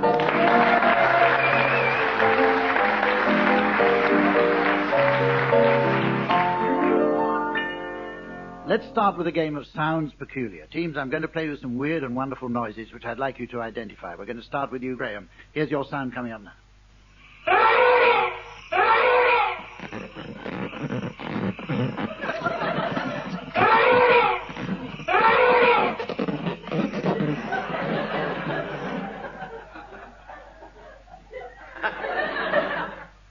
Yes, I've seen this.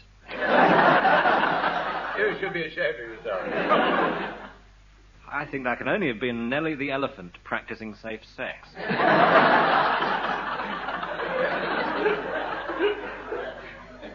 Okay. Drunk and disorderly. Willie, here's your sound. Oh, yes. I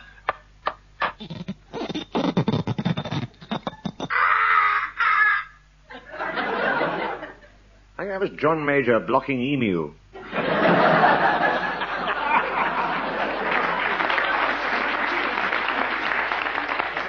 Barry Cryer, a sound for you. Go away, go away. Come on, boy, come on, boy. Here she comes.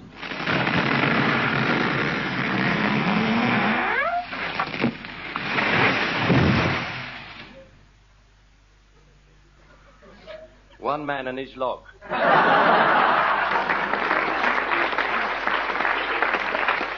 And finally, a sound for you, Bill the sounds Tidy. of the elms, I suppose.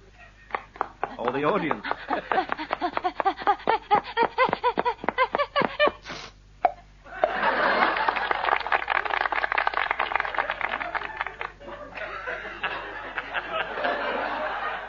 Here's one for sports fans. That was the sound of the bowling being opened at the Leeds Road end, Headingley, by Rackle Welch.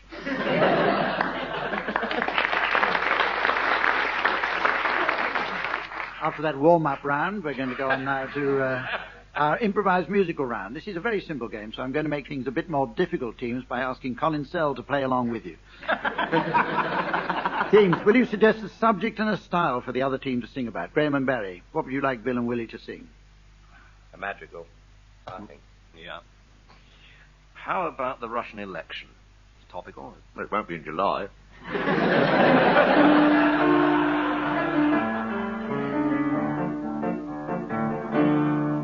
As I was walking down the street, I bumped into Boris Yeltsin. I was hoping you wouldn't. He said, "We beat the communists, but we've let the bleeding Celts in." The liberals now rule Russia, and I think that we've been had.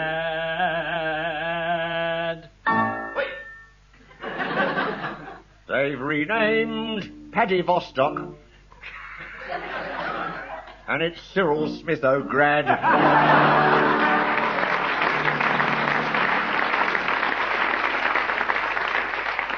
Okay, Bill and Willie, will you suggest a subject now and a style for Graeme and Barry? Well, we thought, because you had a birthday this year, it should be Hump's birthday madrigal. Oh, right. Graeme will go first.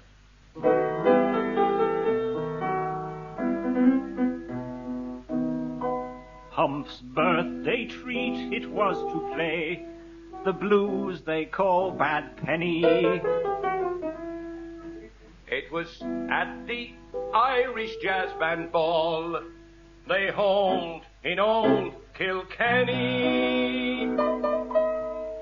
Of my many memories, says Humph, it's my favourite of them all. You'll always bring a smile to my lips if you say Kilkenny Ball.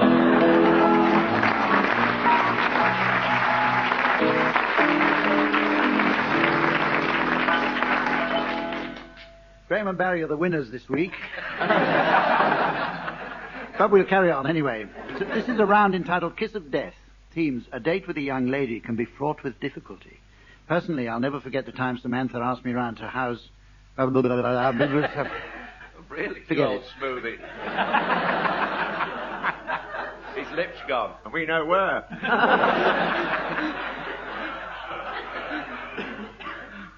Personally, I'll never forget the time Samantha asked me round to her house to help wax her Volvo. Can you suggest, teams, can you suggest what you might say at the end of an unsuccessful night out to ensure that the date is never repeated? Start with you, Willie. Well, I assure you, your mother liked it.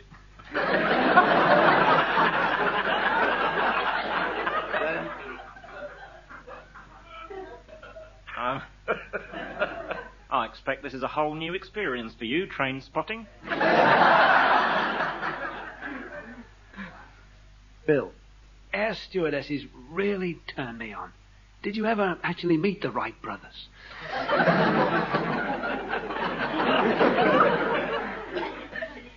Barry. Your hair looks so natural, particularly the left nostril.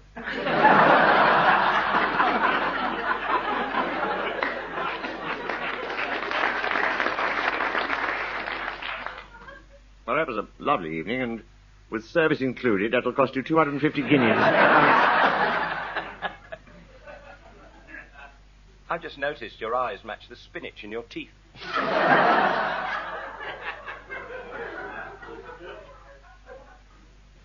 This is fantastic. I've been looking for someone to teach my bulldog how to chew wasps.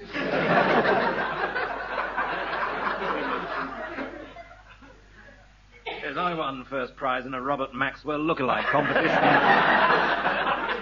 Of course, I wouldn't have stood a chance if you'd entered.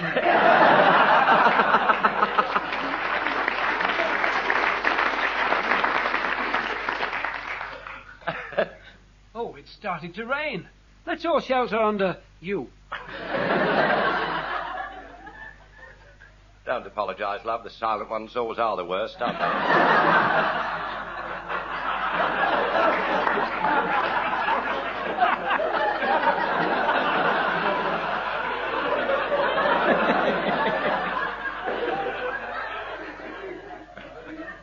Any more?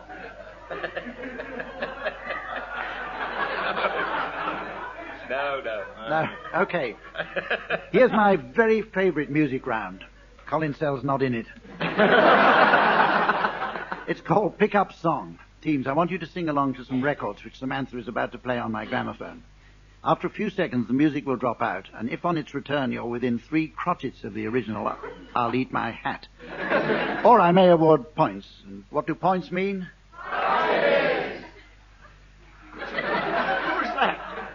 This week's prize is this Flymo nose hair trimmer.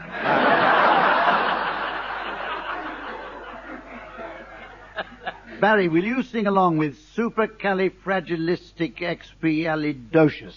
It's supercalifragilisticexpialidocious.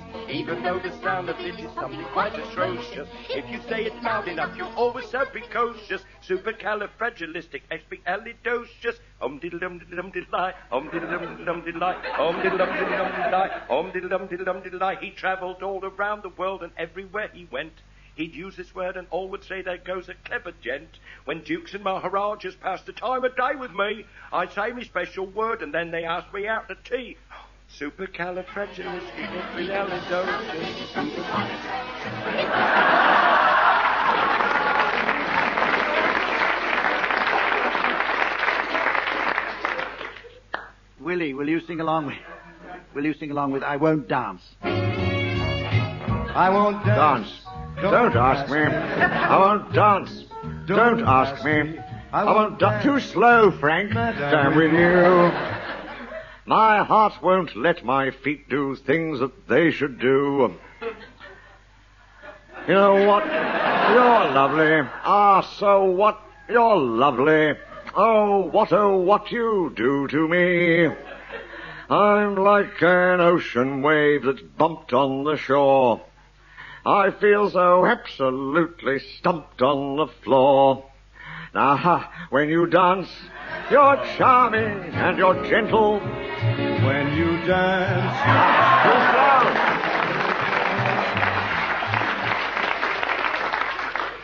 I was miles ahead of him. You see, it doesn't matter. No idea. Still, Nancy Reagan slowed him down, I imagine.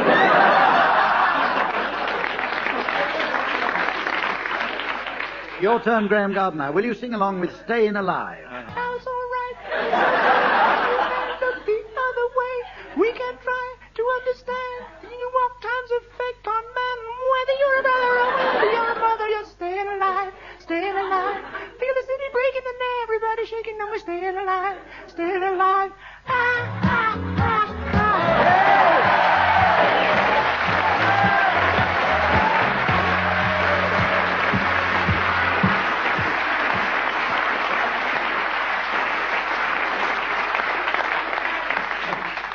Bill, I don't know how you're going to get closer than that to win the round.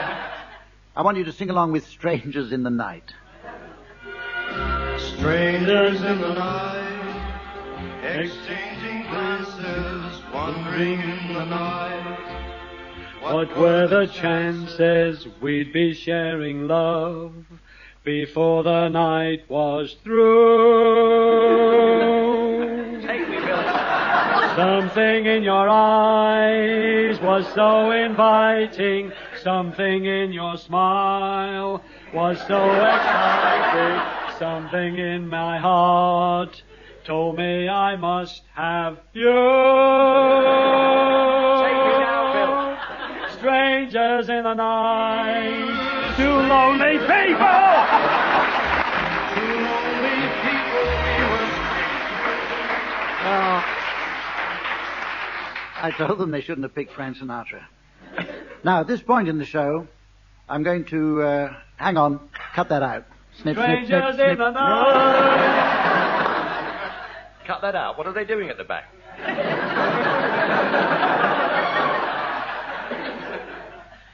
Staying alive, I think. Okay, teams, as this is the last show of the series, I thought I'd ask you to inspect your crystal balls and predict some of the events that might hit the headlines while we're off the air. Willie, will you start?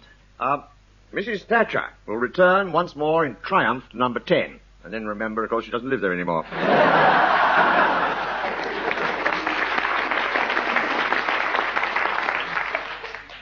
Michael Jackson will marry himself and then discover he's incompatible. Yes, Humph and Samantha will be linked by the tabloids.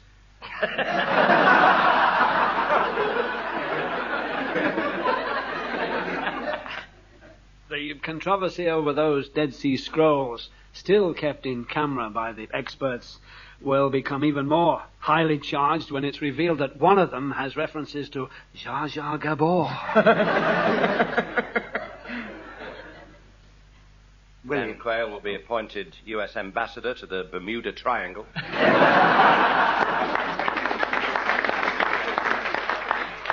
In October, John Major will go to the country. On the grounds of a quiet weekend in rural Hertfordshire might do him some good. I think that random drug tests on the West Indies cricket team will reveal that they're all hopelessly addicted to antifreeze.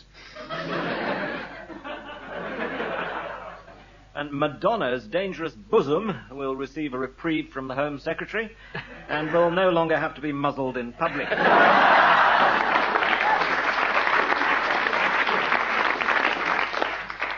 Nigel Kennedy will smash his Stradivarius on an amplifier and say, look at a grain on that.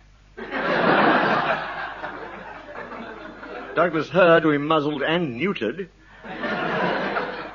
Robert Maxwell will burst. And it'll be a great year for Oliver Reed, according to Old Moore's Armagnac.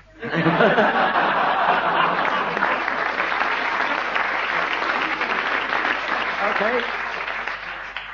Well, at this point in the show, we were going to have a display of scenes from the scriptures by the ladies of the Kilmarnock Over 50s Nudist Club. But instead, we're going to play a game of Mornington Crescent.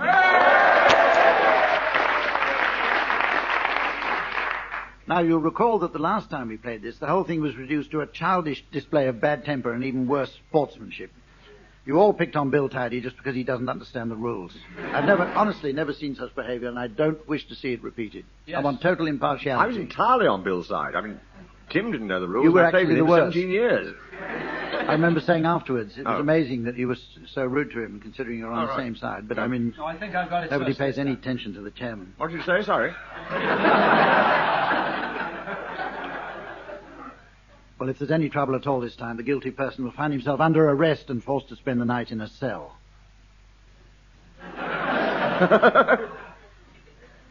I've self-censored the last line. Right, now who's going to start? I think you, Graeme Garden. Start. Well, as it's Bill, a nice easy one. Oxford Circus. Berners Street. Nah. I like that. It's not bad, is it? No. Excellent, Berners excellent. Street. Watling Street. Ah. Yeah.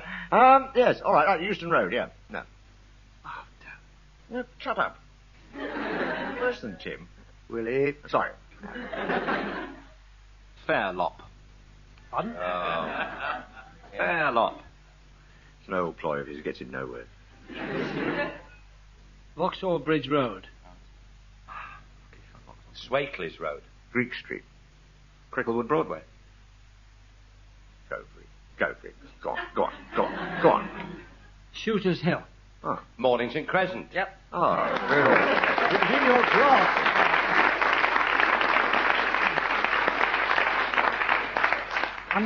We're going to play another quick round of that, and please let Bill win. Okay, you start, Bill. Shooter's Hill. Carry on, Bill. Campion Street. Come on, Bill. Mornington Avenue. Mornington Drive.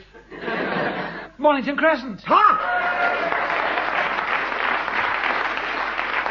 all so fair now. Unfortunately, there was a breach of the rules there. So I'm going to have to disqualify you, and we're going to go on to the next round, which is this. Going on to the singing relay, our final musical round of the series. Teams, will you sing a well-known song of my choice, but each singing alternate words? To play this game, you have to be musical, talented, and awake. Well, I suppose 1 out of 3 isn't bad. I'm pleased to say that you'll be accompanied for the last time. That's the bit I'm pleased about. By Colin Sell.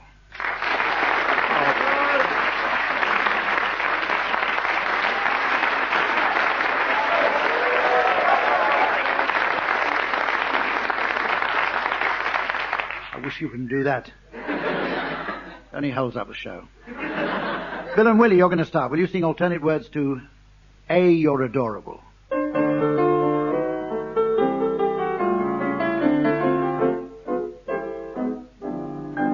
A. You're Adorable. B. You're so beautiful. C. You're A. cutie. Full of charms. D. You're a darling. And E. You're exciting. And F. You're A feather in my arms. G. You Look good to me. H. You're So heavenly. I. You're The one I. idolize. J. We're Like Jack and Jill. K. You're So kissable. L. Is The love light in your eyes. M. N. O. P. We Good go on all day. Q. R. S. T. Alphabetically Speaking. You're Okay. You made my life complete. B. Me. You're Very sweet. Double. U. X. Y. Z. It's Fun to wander through the alphabet with you to tell you what you mean to me.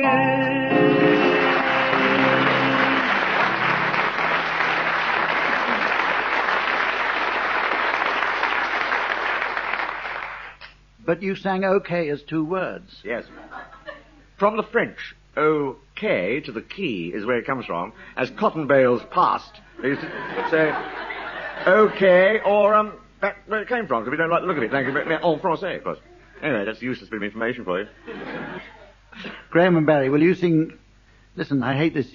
People nowadays talk about alternate words. Alternate, it means something quite different. It's not. It's wrong. Whoever wrote this script is wrong. It's not alternate roads. Road. It isn't alternate words at all. It's alternative words. Alternative. Yes. Do you agree with me, Barry? I mean, this is meant to be a literary program. If it was alternative words, it'd be words that weren't on the page. Well, we could sing different words. Yes. We would have sung A, you're altruistic.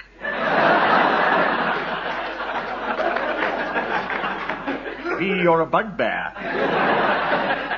They would have been alternative words. Yes, don't go any further, Will.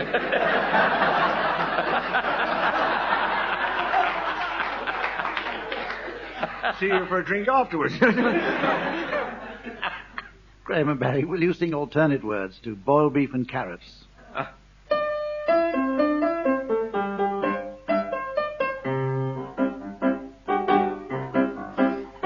When I was a nipper, only 6 months old, my mother and my father too, they didn't know what to wean me on. They were both in a dreadful stew. They thought of tripe, and they thought of steak, or a little bit of cold cod's roe. I said...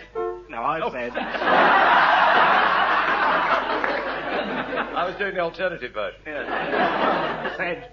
Pop round to the old cook shop.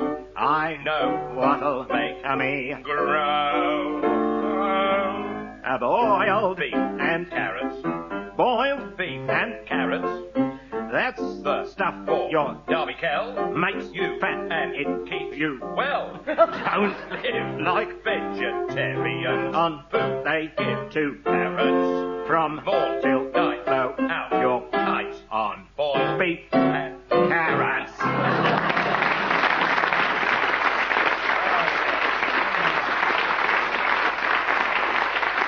Listeners, as you probably noticed, we haven't been keeping the score week by week. We've got an accumulative score, which has been mounting up over the entire series. Anyway, that's nearly it for this week. But before Samantha and I go off to check my luggage, we've just time for a few limericks. And we're going to start with you, Bill. Here's your first line. While thumbing my way through the sun... You can see this coming, can't you? On thumbing my way through the sun, on page 3, was an old topless nun. Since Murdoch found God, his behaviour is quite odd. But as he says, it's all good, clean fun.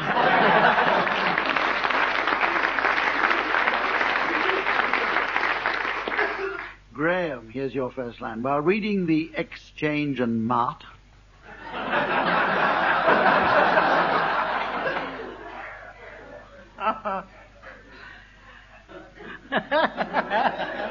While reading the Exchange and Mart, a terrible noise made me start.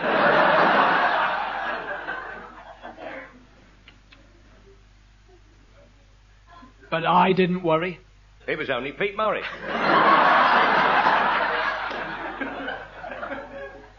And with him, it's not rude, it's an art.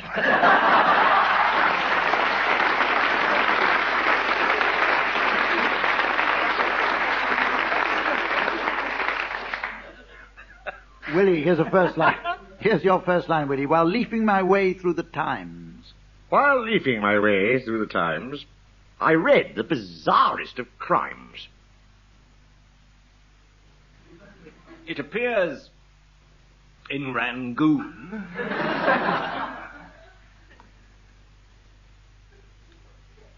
A man sued a baboon.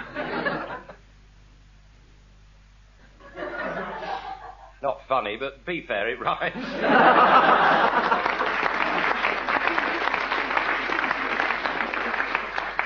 And finally one for you, Barry. I saw in this morning's Express. I saw in this morning's Express Princess Di in a transparent dress. Oh, is that the royal show? Prince Charles shouted no. But the man from Del Monte said, yeah!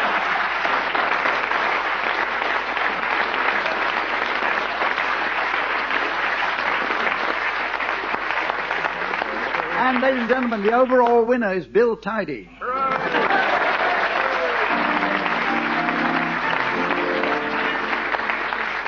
Well, that's it for this week and for this series. But before we go, we've had literally hundreds of letters over the years from listeners asking about the rules of Mornington Crescent. It does seem that one or two of you haven't grasped the basic rules. So as a special end to the series, I'm going to repeat once and for all the 3 simple rules for playing Mornington Crescent. Firstly, when you... after...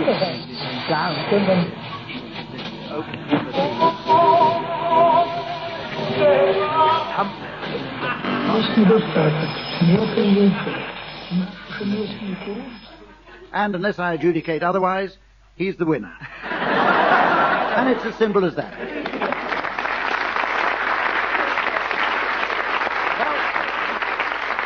Well, that's all for this series, so until next time, from all of us, goodbye.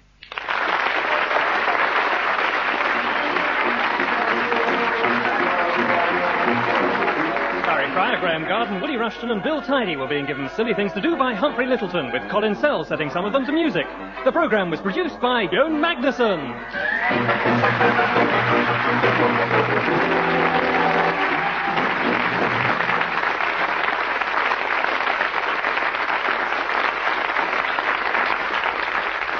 Well, I'm so sorry for any interference that you might have experienced towards the end of that programme, but I'm sorry I haven't a clue how you play Mornington Crescent either. The derivation of the name, I'm sorry, I haven't a clue. The programme, of course, took its name from a chance remark of a former Chancellor of the Exchequer, William Pitt the Younger, when questioned in the House as to why the economy was in such poor shape. Funny how history repeats itself. And speaking of history repeating itself, let me introduce our teams tonight. Willie Rushton and Denise Coffey on my right. And on the left, Barry Cryer and Bill Tidy. And while our scorer Samantha is still detained overseas in the process of making a short film for private release, please welcome in his bathing trunks the very muscular Sven.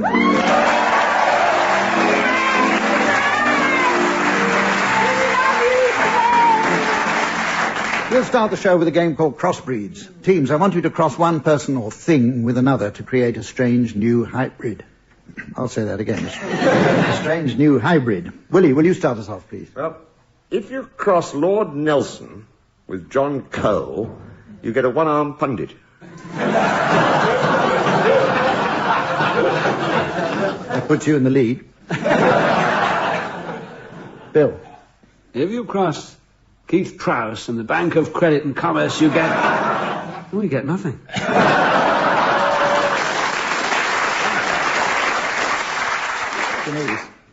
If you cross Niagara Falls failures with the Queen Mother's Scottish castle, you get the barrelling duds of May. Barry. If you cross a Rottweiler with Lassie, you get a dog that bites your leg off and then helps you to look for it.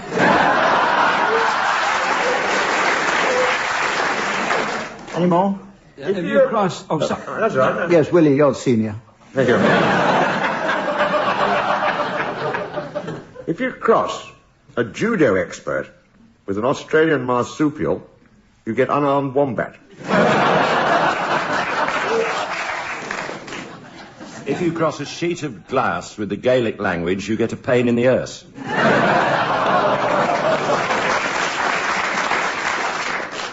If you cross Neil Kinnock with Dame Edith Evans, you get a windbag.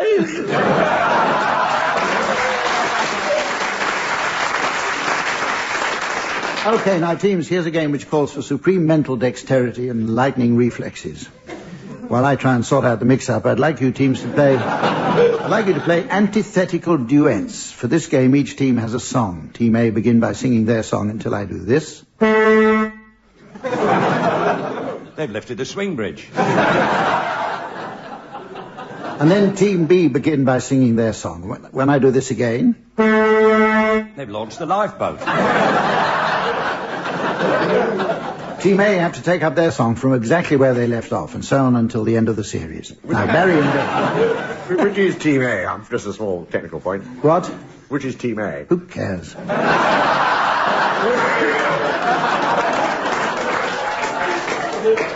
and Bill. Now listen to this. Barry and Bill, your song is Goody Goody, and Willie and Denise, your song is Me and My Shadow. And I'd like you to start Team A.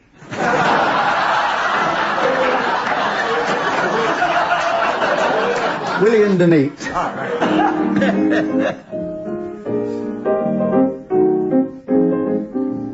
Me and my shadow strolling down. So you met someone who set you back on your heels. Goody, goody. Someone, and now you know how it feels. Goody, goody. So you gave him your heart. Me and my shadow, not a soul Too, just as I gave mine to you, and he broke it in little pieces. And when it's 12 o'clock, we climb the stairs. We Do you do? So that I had love's a barrel of dynamite. Goody, goody, hallelujah. You had it going off. For nobody's there, just me and to you. Goody, goody for him.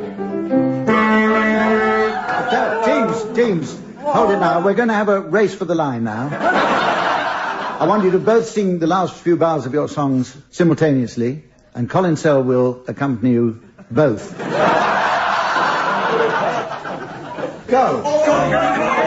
Goody, goody, hope you're satisfied to razzle you.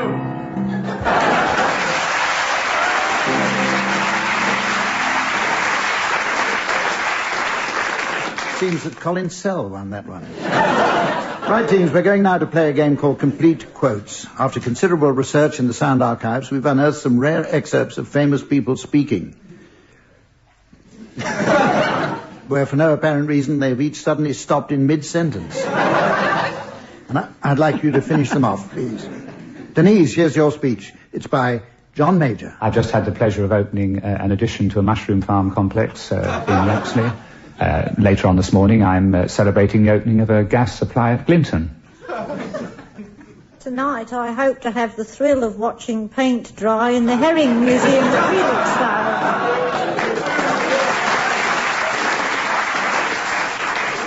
Felixstowe. Willie, you can go next, and there's more John Major for you. Perhaps I may remind you that I started my politics on a soapbox in Brixton Market.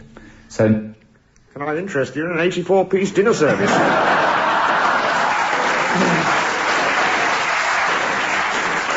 Barry, your unfinished quote is by Joan Collins. Television is an absolute phenomenon. If I actually sat and thought before I did any scenes in Dynasty. I'd realise phenomena is a plural, not a singular. Bill Tidy, you have a quote from David Icke. I'm David Icke. Like thousands of other young people, I dreamed of becoming a professional footballer. But I joined Arsenal. Willie, another one for you. This is Peter O'Toole. I was given a job with the old Vic Company, and I walked up the stairs from the stage door, up the stairs, and walking up the stairs is still bloody hard on a camel.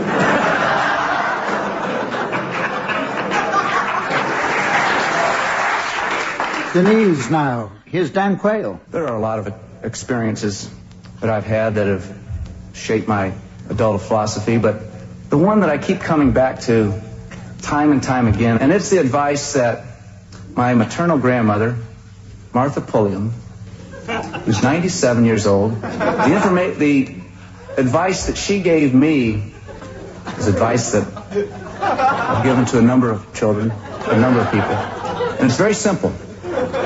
It's very common sense. And she says, always say what you mean, Alice. And, be sure you make sure that what you say when you say it is limerick. And somebody in the room knows what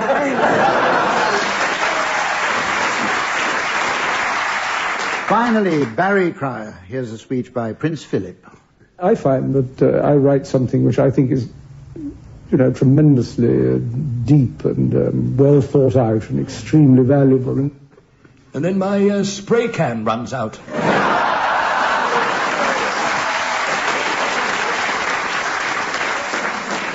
How are we doing, Sven? He's eating his lunch, I can't believe it. That's his best.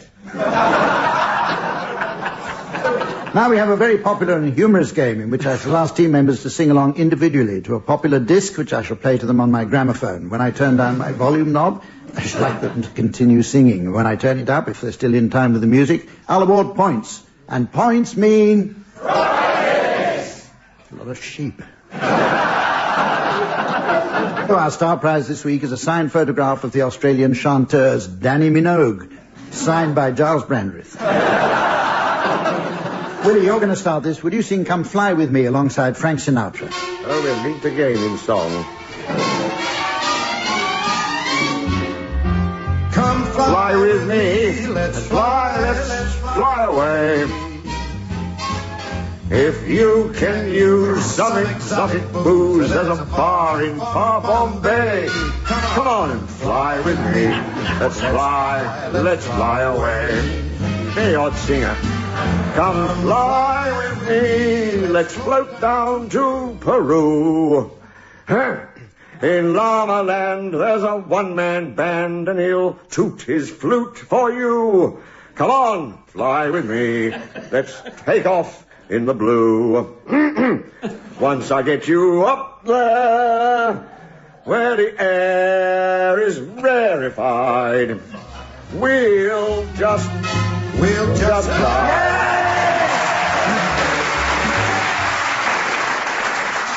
What a pity you parted company with him halfway through bar 2. Very slow now, you know. Bill Tidy, will you accompany Manhattan Transfer and sing Chanson d'amour? Chanson d'amour. Rat-ta-ta-ta-ta. Play encore.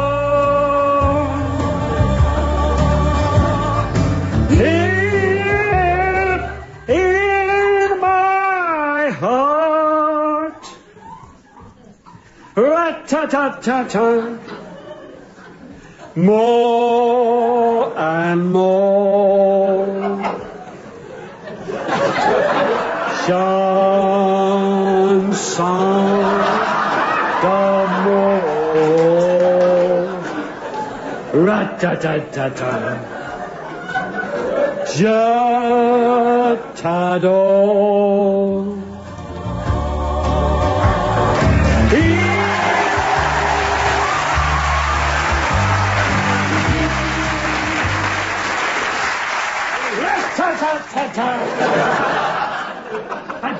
I beat them. Well done, Barry. Now we go on to Denise. And I'd like you and Tammy Wynette, Denise, to sing Stand By your man, give him 2 arms to cling to, and something warm to come to, when nights are cold and lonely. Stand by.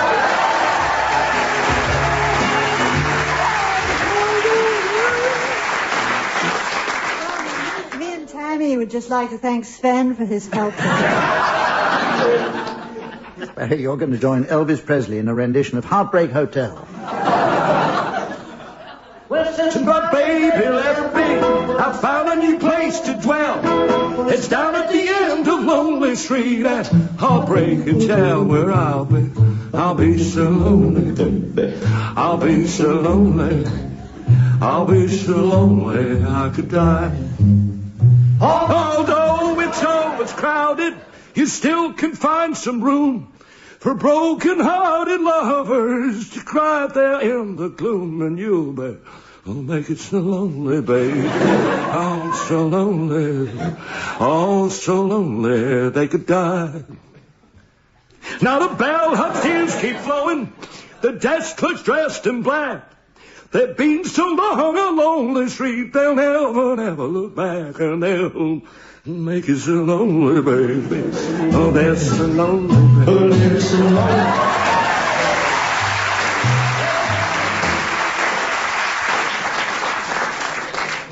Well, I don't know who won that one. We came out of a game called Smugglers. In this one, teams, you take it in turns to be smugglers or customs officers. Team members will try to smuggle illicit items through customs by concealing them in longer words or phrases, and the customs officers can challenge at any time. The winner will get 10 points, and the loser's an intimate body search. Sorry, that should be the other way around. Willie and Denise, you're going to go first, and your objects to smuggle through are the names of famous painters, please. The Renoir hatchback stopped. And out jumped thoroughly modern Millet. There's a challenge there. No, that's a flight leaving for Copenhagen. God damn it, yelled Doris Day. Why won't this van go? I don't know, says Anne, but I know a manet who does, for money. They had broken down in the Hockney Marshes. A constable approached. No! A challenge sergeant. there from Barry Cryer. Go, Gam. Not yet. Oh. What a place to pick, Asso. Mo's mother snarled. Grandma, have you got a Kleenex tissue? I got shag all, said Challenge from Bill. Bill, you challenged. Kleenex worries me. Kleenex. He did paintings that never lasted. Carry on. Doris Day shouts, turn her up, your hearing aid. Grandma says, I cannot hear ominous bosh. It's there somewhere. It's there somewhere. I couldn't quite spot it. Let's get out of here while the go-gang's good. Challenge from Barry. Repetition. Barry and Bill, I'd like you to have a go with the names of famous poets. Well, I'm bringing through, officer, a seashell elongated. Ronnie Corbett, a short autobiography. That's by Ron. And, sorry, I bought it. What are his words worth? Right. Well, it's more than his job's worth, exactly. The money you won in the casino in Blankenberg, where you bet a man that you could come back with 4,000 francs. Challenge from Willie. Frank. Yeah, I'll allow that. 1 point to you. There's a bit of sheet music we're taking through. It's a Christmas song we used to sing in Sussex in the old days. Sort of Lewis Carroll. And Gold Dress, that's Malame. And Chamber Pot with Edgar Allan written on it. You have to sit well on that. Because it's very good for the Causley, isn't it? It is indeed. It is indeed. Sorry, McGough.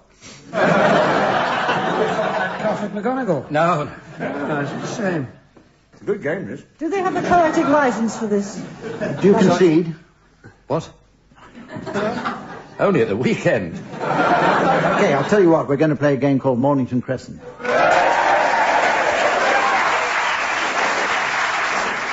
Now, I hope, teams, that you'll take advantage of Tim Brooke-Taylor's absence to have a good, clean game. No arguments, please. To avoid any dispute and to ease congestion, I shall make King's Cross out of bounds unless approached from the south. King's Cross out of bounds unless approached from the south. From the south. From the south, Denise, yes. South. Yes. Right, Barry, will you start? Watling Street. Broad Street. Store Street. I threw that one out. Is that south of King's Cross? I mean, I don't know. Yes, How am I only supposed just. to know? It's perilously close. Is yes. it? Oh. It's off Gould Street. Googe Street? Don't say that. Just telling you where it is. Oh, right. Oh. Repetition. Carry on, Denise. Pusey Street. Buckingham Palace Gate. Oh. New King's Road. Chancellor's Yard. Good. Yes, you're right, well. Yes. God, what a good feeling it is, Barry. I know. Oh, yeah, I can transverse on that, can I? Of course you can. All right. Euston Road. Oh, it's not south, is it? Not south. Yes, it is. South of King's Cross. Yes. Don't, Barry, no. When you turn left, if you're coming on Euston Road from the west, don't you? There you are, King's Cross, on your left with the clock. An occasional train.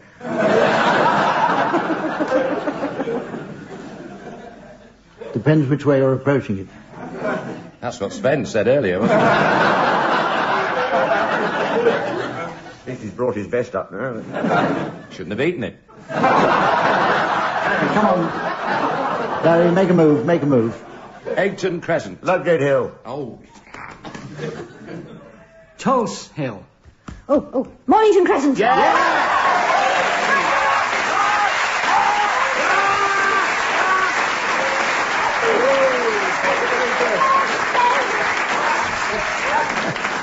I love a short woman. You don't have to stand up to go too far. That's what Sven said. Are you all right, Denise? Yes, I think so. Okay, well, we've gone now to a delightful round entitled Grand Opera, in which teams are given the opportunity to improvise an operatic duet around some passages of prose whose musical potential has gone hitherto unnoticed. Bill and Barry, you're going to start this one. You're going to be accompanied by Colin Sell. I give you fair warning.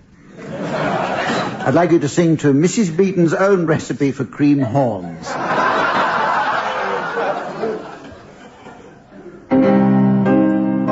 Cream horns, cornet de creme, 4 ounces of puff or flaky pastry, 1 gill sweetened and flavored cream, raspberry jam, chopped pistachio nuts, roll pastry out to 1/8 of an inch thick, and cut into strips 1/2 inch wide, and 12 to 14 inches long. Moisten and strip with water, and wind down the cornet mold from the point upwards, keeping the moist surface on the outside.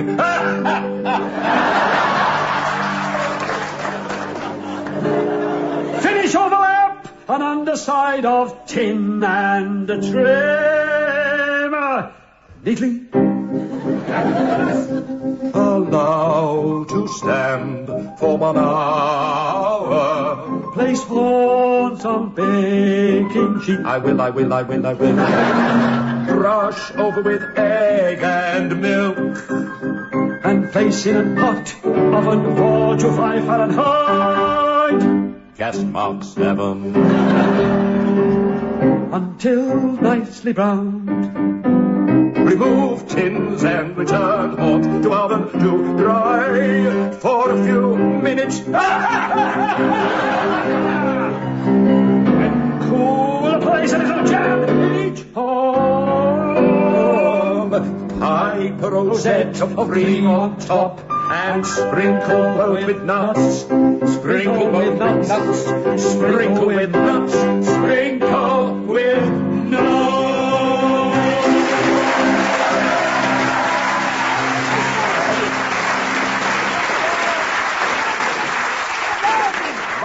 More, then we won't have to do it. Willie and Denise, now you're going to sing it to an excerpt from Grey's Anatomy. An explanation of the lymphatic drainage of the abdomen from Grey's Anatomy. The lymphatic drainage of the liver and gall The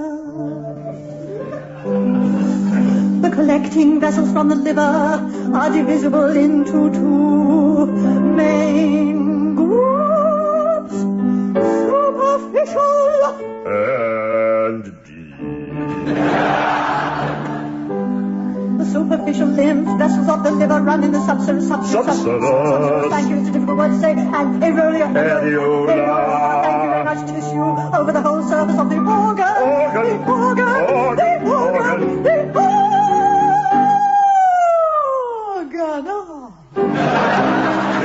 drain in four directions. From the middle part of the posterior surface. From the chordating lobe. From the posterior part of the convex surface. To the attachment of the classical ligaments. And from the posterior part of the interior surface of the right lobe, the vessels accompany the inferior vena cava. And in glands around the terminal part of that vessel. And in glands around the terminal part of that vessel. There'll always be an gland. There'll always be. Shut up about the glands.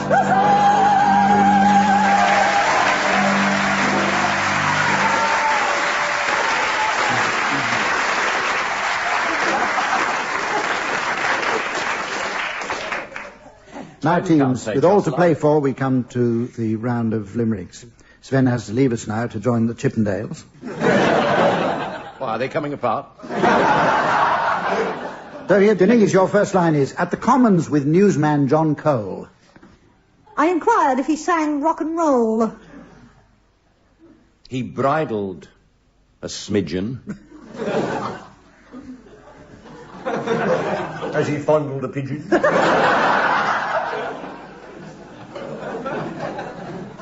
And said, undoubtedly, why did it tell about Belfast? It's for the journey by the man. No, so.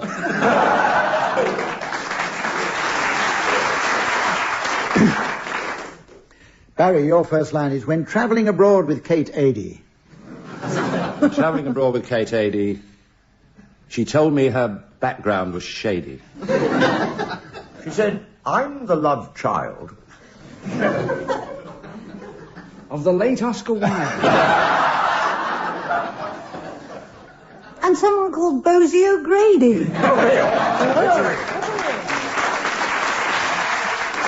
Bill, here's the first line for you. Whenever I watch Anna Ford. I sometimes cry out, praise the Lord! Oh, goodness. Love hurts. When you're starching his shirts. And your trousers go stiff as a board.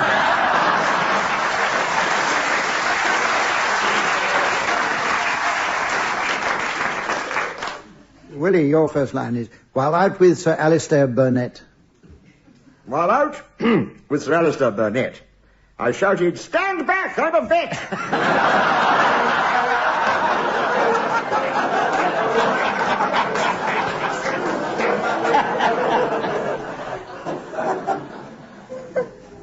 He'd been attacked by the Greens.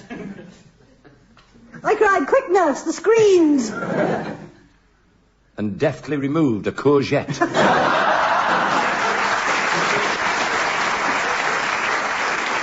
And with the teams running neck and neck, that's all we have time for, I'm afraid. Join us again next week. Until then, from all of us, goodbye.